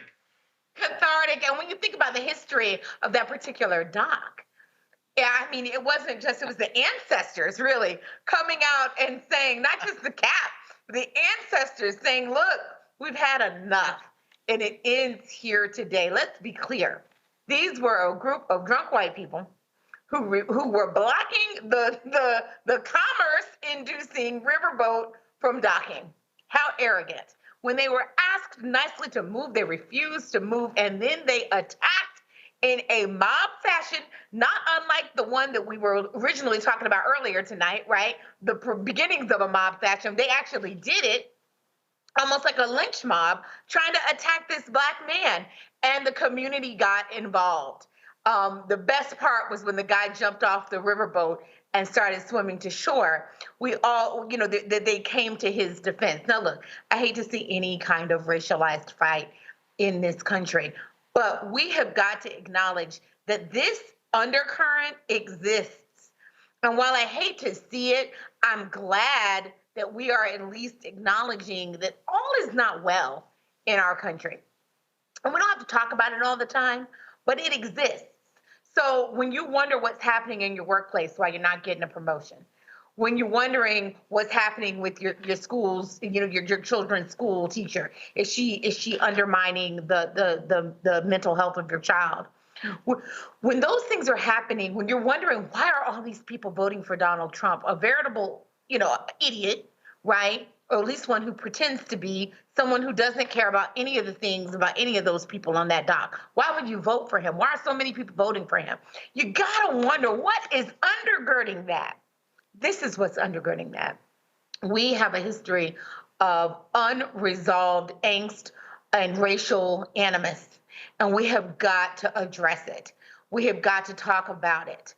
And so, anyone who did anything that was illegal there or excessive, black or white, they might have to have suffered consequences. I wasn't happy to see it, but it's emblematic of where we are. And yes, the black Twitter, black social media memes were outrageous and just shows that you cannot outdo black people. We can fight for injustice and we can do it and find the humor in it, because if we weren't laughing, we would be crying. Dr. Malveaux, your thoughts then and 1 year later now? Well, 1 year later, what has happened? What has changed? Not very much. I mean, the hoodlums who attacked that brother, they got very minor sentences. I think the one who got the longest sentence got 3 months. I think that's very insufficient. Of course, we all laughed about the white chair and Aquaman, the little brother who jumped off the pier to come and rescue the brother.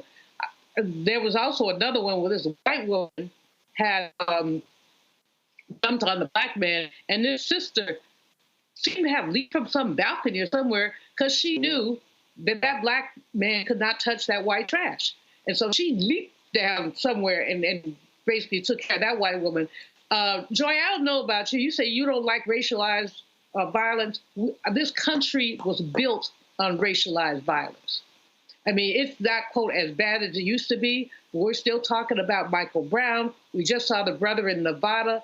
Ben Crump and Roland were talking about Sister Massey being shot in the face behind some boiling water. This country is built on racialized violence. Now, we would like to think that we've gone further, but it doesn't take very much. Why do these little young white boys, what made them think they could just park their boat anywhere? They were asked nicely to move.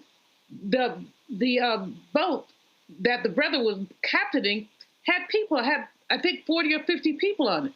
So they were all inconvenienced because of this white arrogance. But this, Obakongo, you hear me talk about this probably ad nauseum.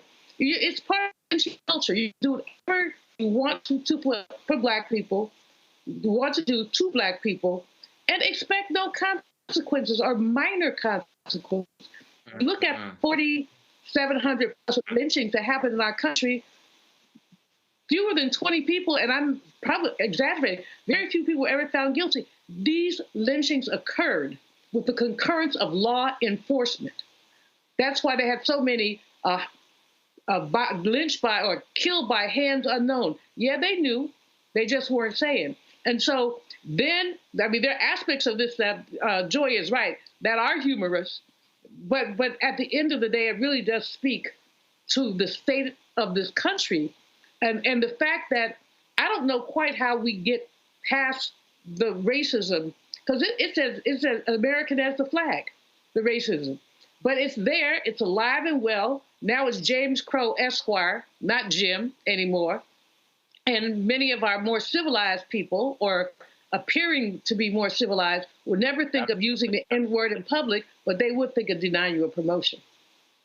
No doubt. I appreciate your recollections on this, both of you. And I want to thank you both. Thank you, Dr. Malveaux, and thank you, Joy, for joining us tonight and recounting this particular important moment of history. Looking forward to seeing you next time. Thank you. Great job. Have a good night. Thank you. Thank you. And we did a segment on this back on August 7th, 2023, discussing this event. And we want to play the segment for you right now, 1 year later. All right, y'all. So I'm in Birmingham for the NABJ convention. 7 a.m., my phone goes off. Man, have you seen what happened in Montgomery, Alabama, which is right down the street from Birmingham? So apparently a security guard was trying to arrange boats as terms of them docking. And so this one boat, the folk did not want to move their boat.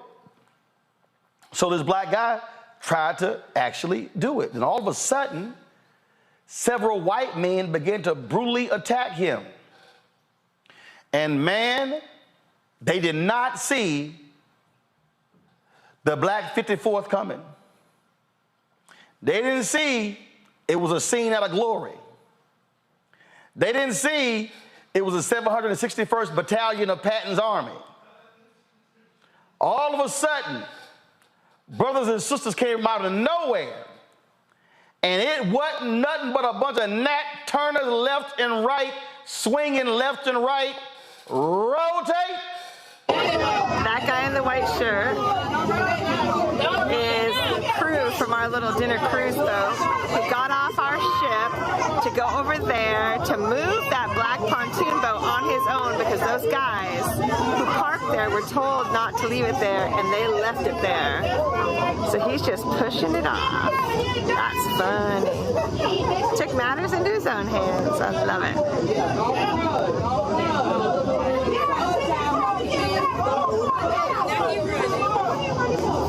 I hope the police give him a big old ticket.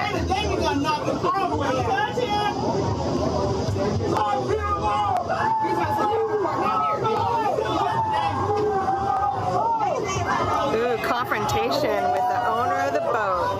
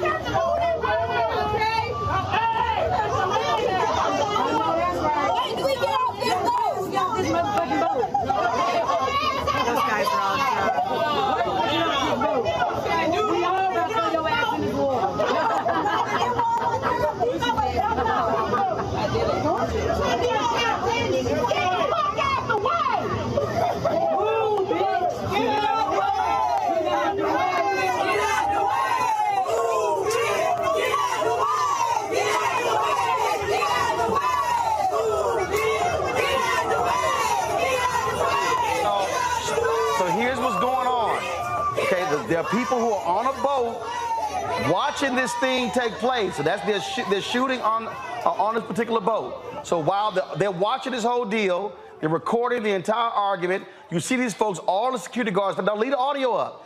Security guards are all in his face. They're watching this. The next thing you know, all of a sudden, the fight is about to ensue. And then this thing takes off like crazy. Now, mind you, his job is to make sure how the boats are being placed in there. These people dared to get an attitude because he started moving the boat. That's why they upset.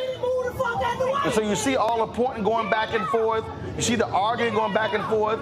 No respect for him whatsoever as a security guard. They want to do whatever it is they want to do. And all of a sudden, this thing about to get real physical real soon. In about 30 seconds.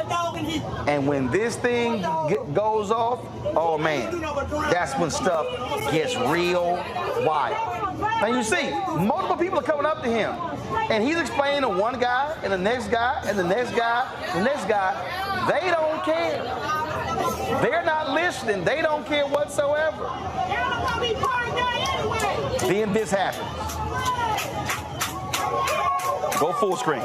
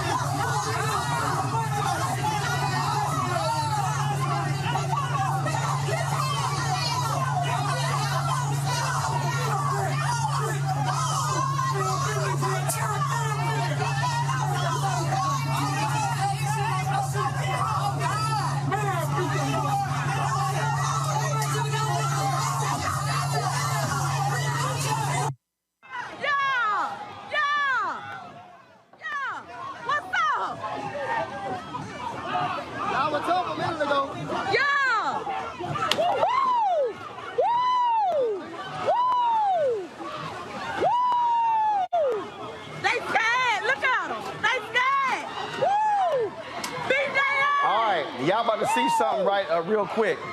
They whooping on these dudes. You gonna see in a moment where guy in the red short, he wants to avoid all these brothers. He jumps into the water to avoid them. She whooping her ass. She finna put her in the water. You got folks running through, they getting cold cocked. Tie his ass up. Cause y'all were wrong.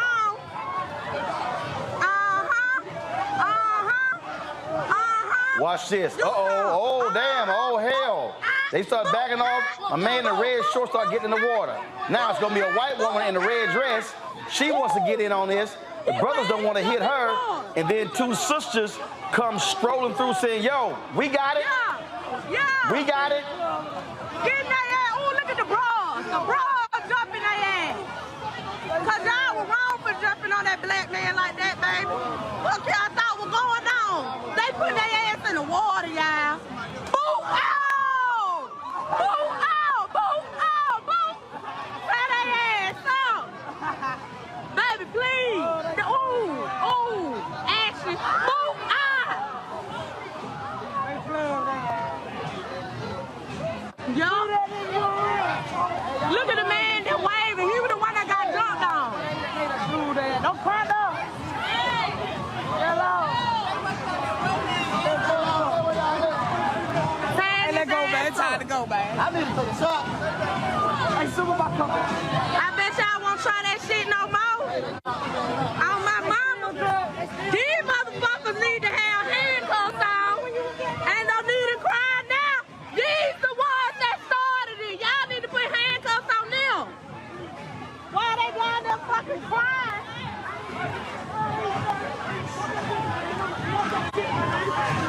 Them the ones that need to have the handcuffs on right here. Miss Susan McCluby and all of them. Yeah, they got clubbed up. All of them. All of them. Yeah, come get them. Come get them. Come get them. Yeah. He started that shit. Get them. Yeah. Yeah. All of them. Yeah. Yeah. Yeah. Yeah. All them motherfuckers. Fuck, they come out. All they ass. All of them. We got the goddamn video, fuck that. The fuck? That what you get? All that ass. All that ass. All of them. I ain't got shit. All that ass. Hey, all of them. They ain't got no cover. They ain't got no cover. All they motherfucking ass. Cause they should have did that.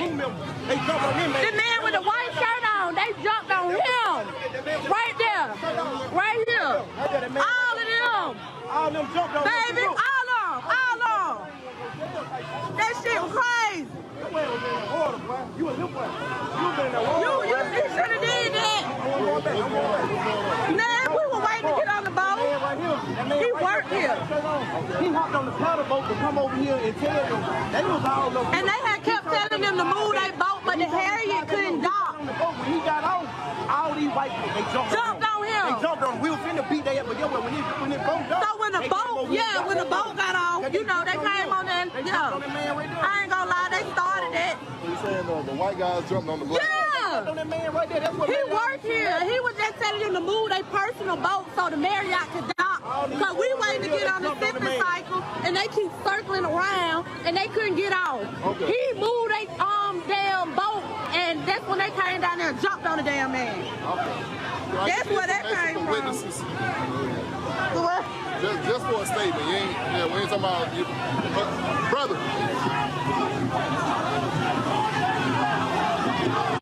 Yeah, they jumped on him. They shouldn't even be arresting him. Okay. They shouldn't even be arresting him. He shouldn't even be arrested. They jumped on him. He wasn't doing shit for his job.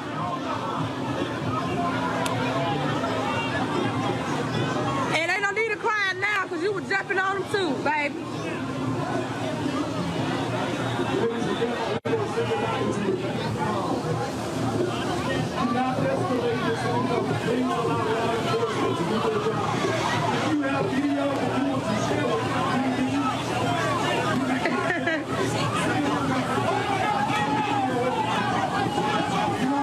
Yep, him too. Him, right here. Him. All them, baby.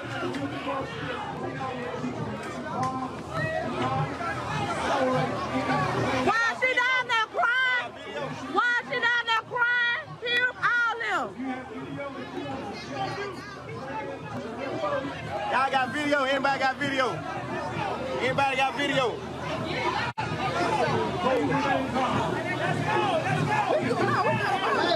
We waiting on the ball. Baby, we waiting on the video. I know we waiting on the second cycle. Ma'am, you got a video so I can see you. Huh? You got a video. Well, I'm holding on your damn street, stomping, jumping, bumping, every car off in this damn thing. Throwing the balls up at these soldiers, screaming and bleeding from their nose. But when we start, that's where we make them hit the flow. Ain't no game off in this thing. We be deep off in your part. All right, so I want y'all to see. You see this white woman? She come running down right there in the white. Then all of a sudden she jump in there. She about to end up in the water. Watch. That sister's dragging her up. She now in the water. Hey, I told y'all what was going down. This thing got crazy. This thing got crazy. You had chairs that were flying as well. Let me tell you something. It was unbelievable. Again, social media has completely blown up. I tell you, if I type in chair right now in Twitter, I guarantee you this video here is coming up. Look right here, y'all. There have been folks sitting here taking pictures with the chairs. They were sitting here. I mean, all of that. You've seen. Here's another angle of folk swinging. They were not playing around in this battle in Montgomery that took place at the riverfront, and it was just again unbelievable. And look, the memes have been flying left and right. Somebody put this tweet up. The National Museum of African American History and Culture already got the Battle of Montgomery chair on display. That's one of the memes. Roll the next one, y'all. Come on. Come on, let's go. Here we go. Guns down, chairs up. We've seen that one. Keep going. Keep going. Try that in a small town. Bloody Saturday, Montgomery. This brother already got a photo of the brawl on a T-shirt and already selling the shirt. And he says, on my way to Cracker Barrel to celebrate. All right, let's go to the next one. You got the photos of George Floyd, MLK, Rosa Parks, and Malcolm X on this image here. Keep going. We got this one right here. Bat signal and help came immediately. My man threw his hat in the air and the cavalry came running. All right, next, let's go. Have a seat, 1955, drop the lower third. Have a seat, 1955 in Montgomery. Have a seat, 2023. Let's go to the next one, y'all. Let's go. More memes here. Keep going, keep going, keep going. We see that, not the SS dead ass pulled up in Montgomery. We got that one right there. Keep going. What we got? What's the next meme? They're calling homeboy Aquaman. Guess what? We actually got a statement. That brother right there already has a publicist. Do y'all have it on the graphic up from his publicist?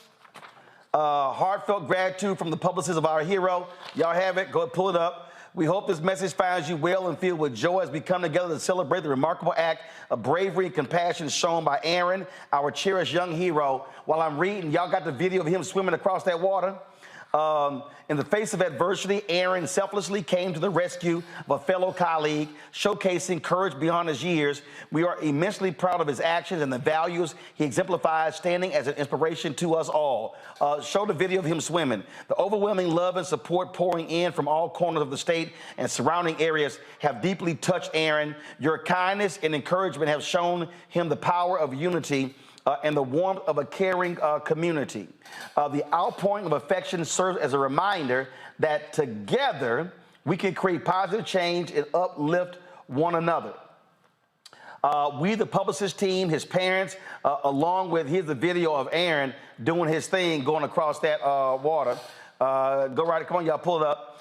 We, the Publicist team, as parents, along with his extended family, want to extend our sincerest gratitude to each and every one of you for your unwavering support during this time. Your messages and gestures of appreciation have not gone unnoticed, and they have left a lasting impact on Aaron and his family. As we navigate the journey ahead, we kindly request the anonymity for Aaron to process and reflect on the whirlwind of emotions he's experiencing. We assure you that he will continue being a force for good in the world. Once again, thank you from the bottom of our hearts. Let's continue to spread love, kindness, and compassion, and together we can make a difference. Makina Lachey is the publicist for that brother right there. Let's go back to some of the mean. I'm telling you, the tweets, the Instagram posts, the social media posts, y'all have been absolutely crazy, hilarious. Folks have been saying Juneteenth as a new date. These black folks here crack me up, and black and white folks. They did an actual reenactment, y'all. These black and white folks did a reenactment. They already dogged. They already put with the audio.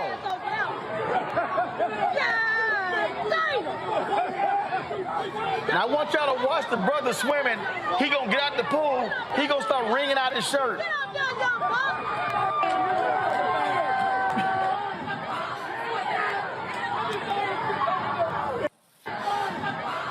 I'm telling y'all, yo, folks have not wasted any time whatsoever.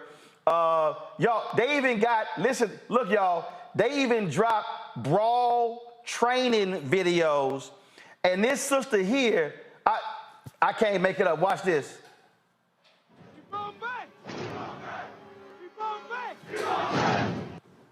This stuff just really, really pisses me off, right? Because all this really does is ignore and erases the disabled kids that want to participate, right? So what you're going to want to do, right? If you have a crutch, you're going to take your crutch, you're going to put your hand at the middle, you're going to use your elbow like a fulcrum, then from one side to another. You see the momentum? Yeah. Okay. Next time, just make it more accessible and inclusive. She said, let's make it more inclusive. Oh my God, that was too much. Okay, all right. I came across this one here, y'all. Oh dang, what happened to it? Okay, y'all, I gotta show y'all this here. My man has already put out, he's called Song a Day Man. It's called The Ballad of the Montgomery Brawl. The Ballad of the Montgomery Brawl, listen.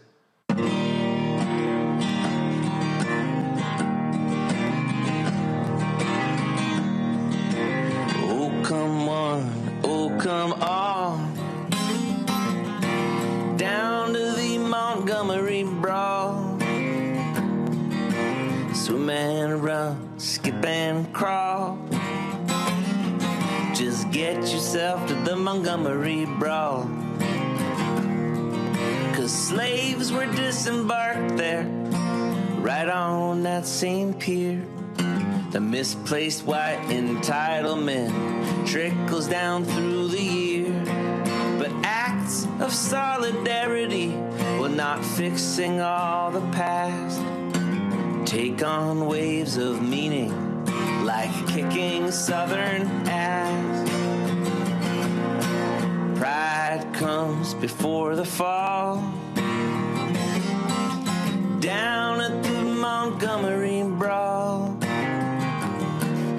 speeding head first to a brick wall. Fuck around, find out at the Montgomery Brawl. There's no happy endings, and there's no recompense. Just reflections of the times we live that make no fucking sense. But you can feel those punches and the men slam to the ground. The triumph of the human spirit as the chair comes crashing down. Heat wave, summer squall. Down at the Montgomery Brawl. Form up, stand tall. Get get yourself to the Montgomery Brawl. Swim, run, and skip and crawl. Fuck around, find out at the Montgomery Brawl. Just get yourself to the Montgomery Brawl. Yo, I'm telling y'all, okay, and here's how crazy it is, y'all. Seriously, folk been sitting here. Matter of fact, brother here had to go ahead and respond to Jason Aldean. Listen. That shit might fly in the city. Good luck. Try that in a small town. See how far you make it down the road. Try the small town. Okay, they said y'all tried it. This is what happened. Okay, all right. Okay, this was too funny. They said, this is how them boys in Montgomery pulled up.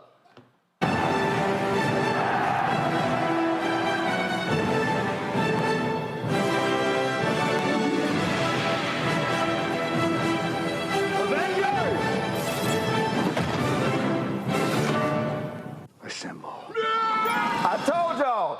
Yo, we play all of it, y'all. Okay, hold up. Okay. This is a great tweet. Black Twitter watching the Montgomery Brawl.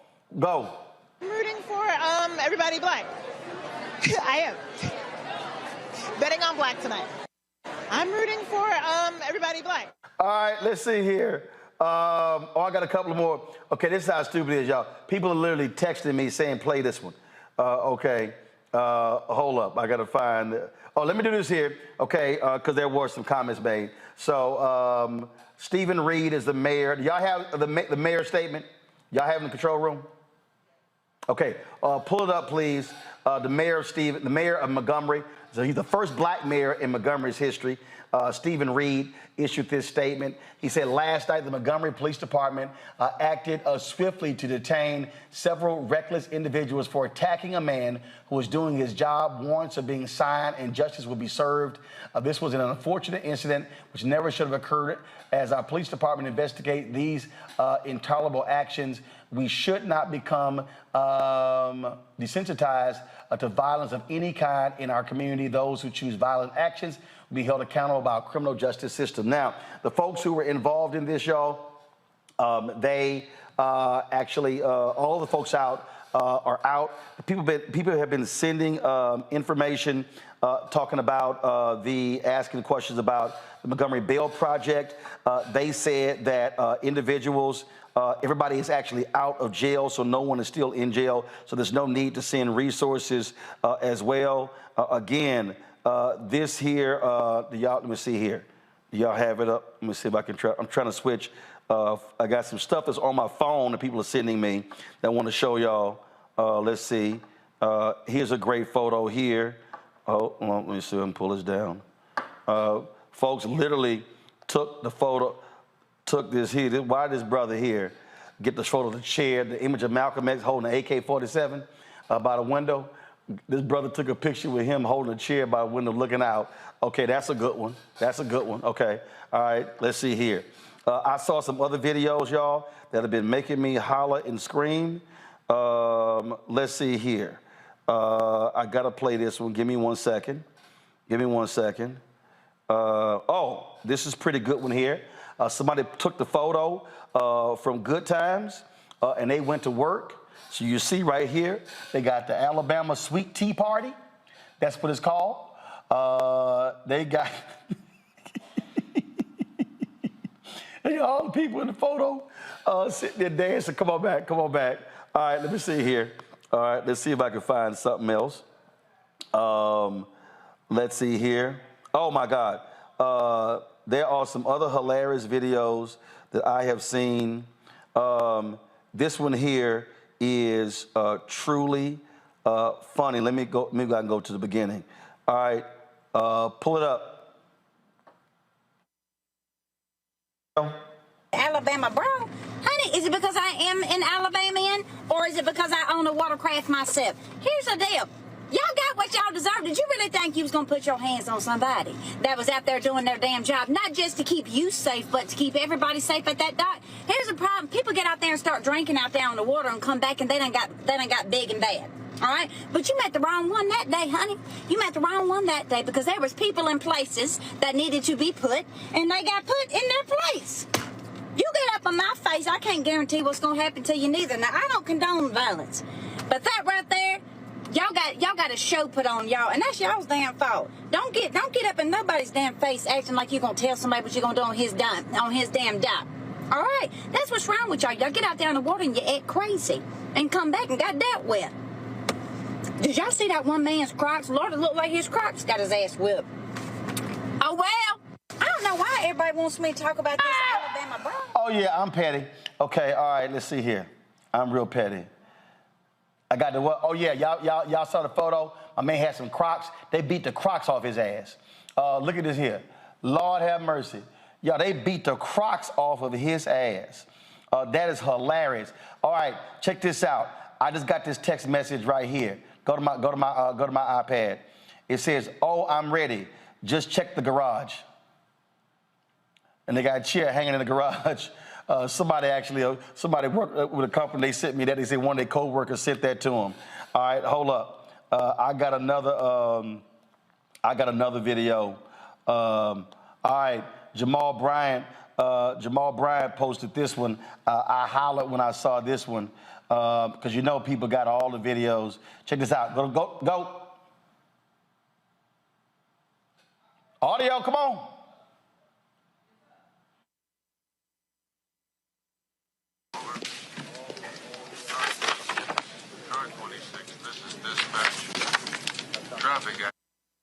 People on this list. To post and bail for 125 people? Is that a problem? Just a minute. There's some guy out there who wants to post bail on everybody we popped at that after-hours joint. Well, who is he? I don't know. Some fancy color guy. He's probably some nut. Tell him how much it'll cost him. It'll probably run off scared.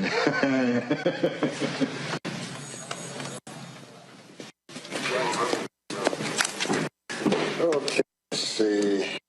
125. Class A misdemeanor will be about 500. 75.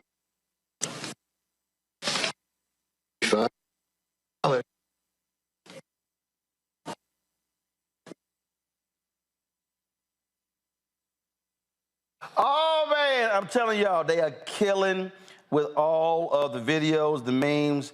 Let's see here. There's another video that I saw that I thought was hilarious. Go, play it. It was absolutely hilarious. Oh, y'all really let Jason Aldean gas your heads up, huh? That was your first mistake. You don't take fighting tips from a fake cowboy who wears bedazzled skinny jeans. I love to see it. You know those idiots were on the boat all day listening to that song on repeat. I can't wait, Bubba, till they try that in a small town. We'll show them. I've never seen a song taken away from a group of people so quickly in my life. You had a month. You had a good run. Oh, and I already know what the comments are going to say in this video. How could you celebrate violence?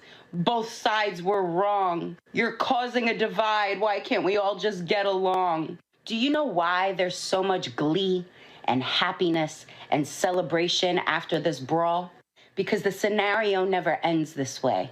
And we've seen that one too many times, where a group of angry white men go to attack an innocent black man. And in this case, an innocent black man who was just trying to do his fucking job. This isn't how the story usually ends, and that deserves to be celebrated. So you think about that before you say some shit like that, and understand why people are happy and people are celebrating. So, Mr. Aldean, it's time to whip out your notebook and pencil and write a new anthem. Anyways, bye. What happened in Montgomery?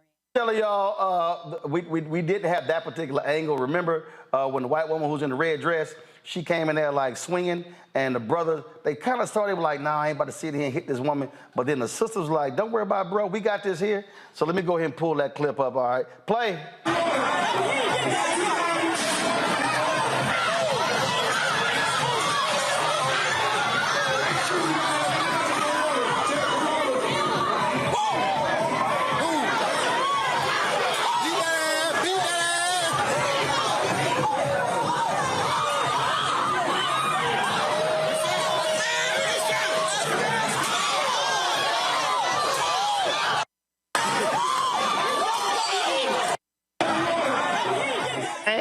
Listen, I'm telling y'all, this thing has been crazy literally for the last 48 hours. I don't know. I've been watching the reaction of Julian, Renita, and Omekongo.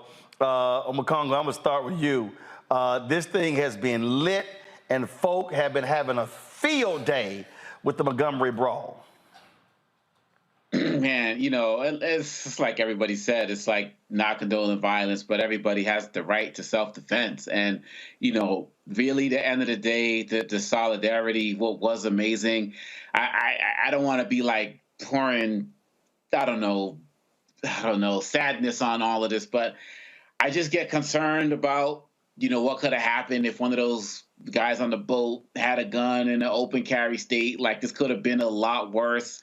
And I'm concerned about the legal troubles. There was one of the brothers who hit the white woman with a chair, and what's going to happen, should have got arrested for that. But at the end of the day, people, this is a different generation. And Joe Madison talks about this all the time. It's like the days of having to sit back and take it are over, and you've shown weeks. Every week you got videos like this of people going nuts and black folks standing up for themselves. And if people are going to go down, folks have decided we're going to go down swinging. And this was a classic and latest example of that. I'm just glad nobody was strapped and that this didn't end up a lot worse. See, this and, Jermichael Phelps did his thing. And no, they call him Jermichael. Jermichael, that was amazing, man. That was amazing. But I'm glad it didn't turn out worse. But the thing here, Renita, is here. And I'm gonna say this, and again, this is not glorifying. It's people like, oh man, y'all making light of it. No, we have shown now for multiple years black folks barbecuing, a little black girl selling lemonade, a black man with his car 1 inch in the crosswalk, a black man at FedEx and a black man at UPS trying to deliver packages, getting shot at, getting threatened, getting cussed out, having the cops called on them. Black folks black man looking at some damn birds in Central Park, and the white woman threatened to call the cops. Black people have been just doing their jobs, going about their regular black lives, and hell, we just showed the black guy in a neighborhood, they won't leave his ass alone fishing. I mean, like, they have called the cops. And so people need to understand, black people are tired of being mistreated by white folks in this country. And guess what? They ran up against a brother and didn't realize, they thought, it's 5 or 6 of us, we can beat him down. No, the black posse came rolling through. Absolutely. And listen, not all lynchings have to happen with ropes. They were trying to lynch that black man by jumping on him and beating him, all of those people. And like you said, they thought it was just going to be them and they were going to be able to do this and there would be no consequences. But those people got every single thing that they earned from those black people. And you can call it condoning violence. I really don't care. They got everything that day that they earned. And so I'm glad that the community did come together to literally save this black man's life and also probably taught these folks a valuable lesson. Don't try it. So, they all gave him something to work with, and I am here for it. Absolutely.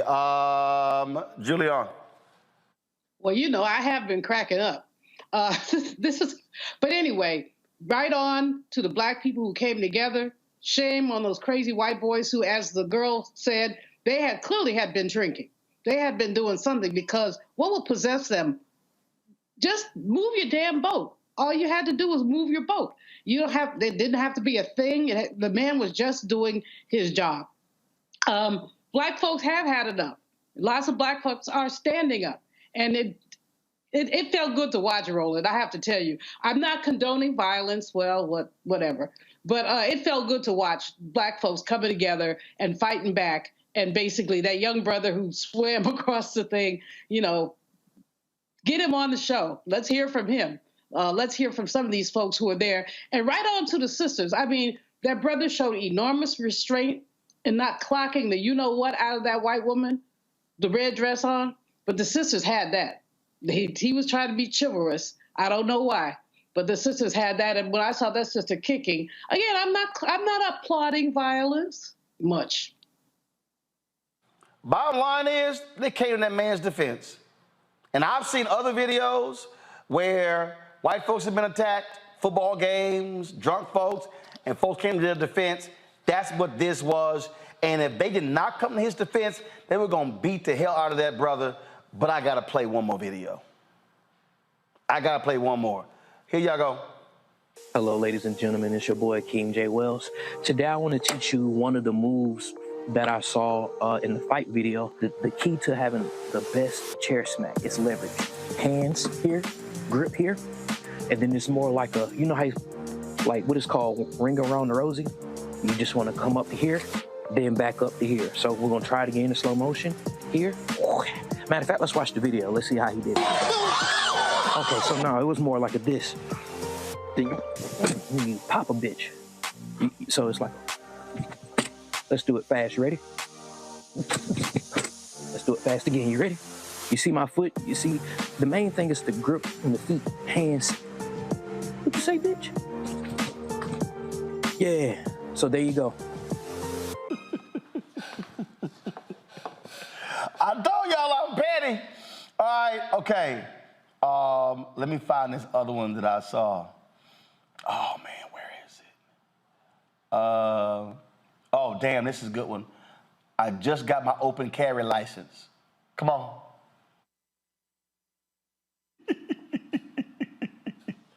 Okay. All right, come back. Okay, all right. Oh, this was trending for a while there. This was trending right there. Scuba Gooding Jr., come back. That was trending for a while, Scuba Gooding Jr. Let me see here. Okay. Y'all, there's one more I saw. Oh, man, did I post it? Where is it?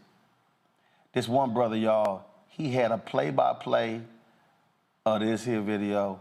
The play-by-play was fire. Oh, my God, I was crying laughing. I'm going to try to see if I can find it. And again, I'm a condo. The reason I think Black people have just been have been responding just no chill. I mean, I'm talking about no chill at all. Is because we have tolerated so much shit. We have turned our cheek. We have backed up. We've de-escalated situations. We've had these Karens jumping in Black folks' faces and all this sort of stuff. Yep. And folk just tired of that BS. Absolutely. And to be quite honest, we are going to see more of it. I mean, everything that's going on in the political space and the like.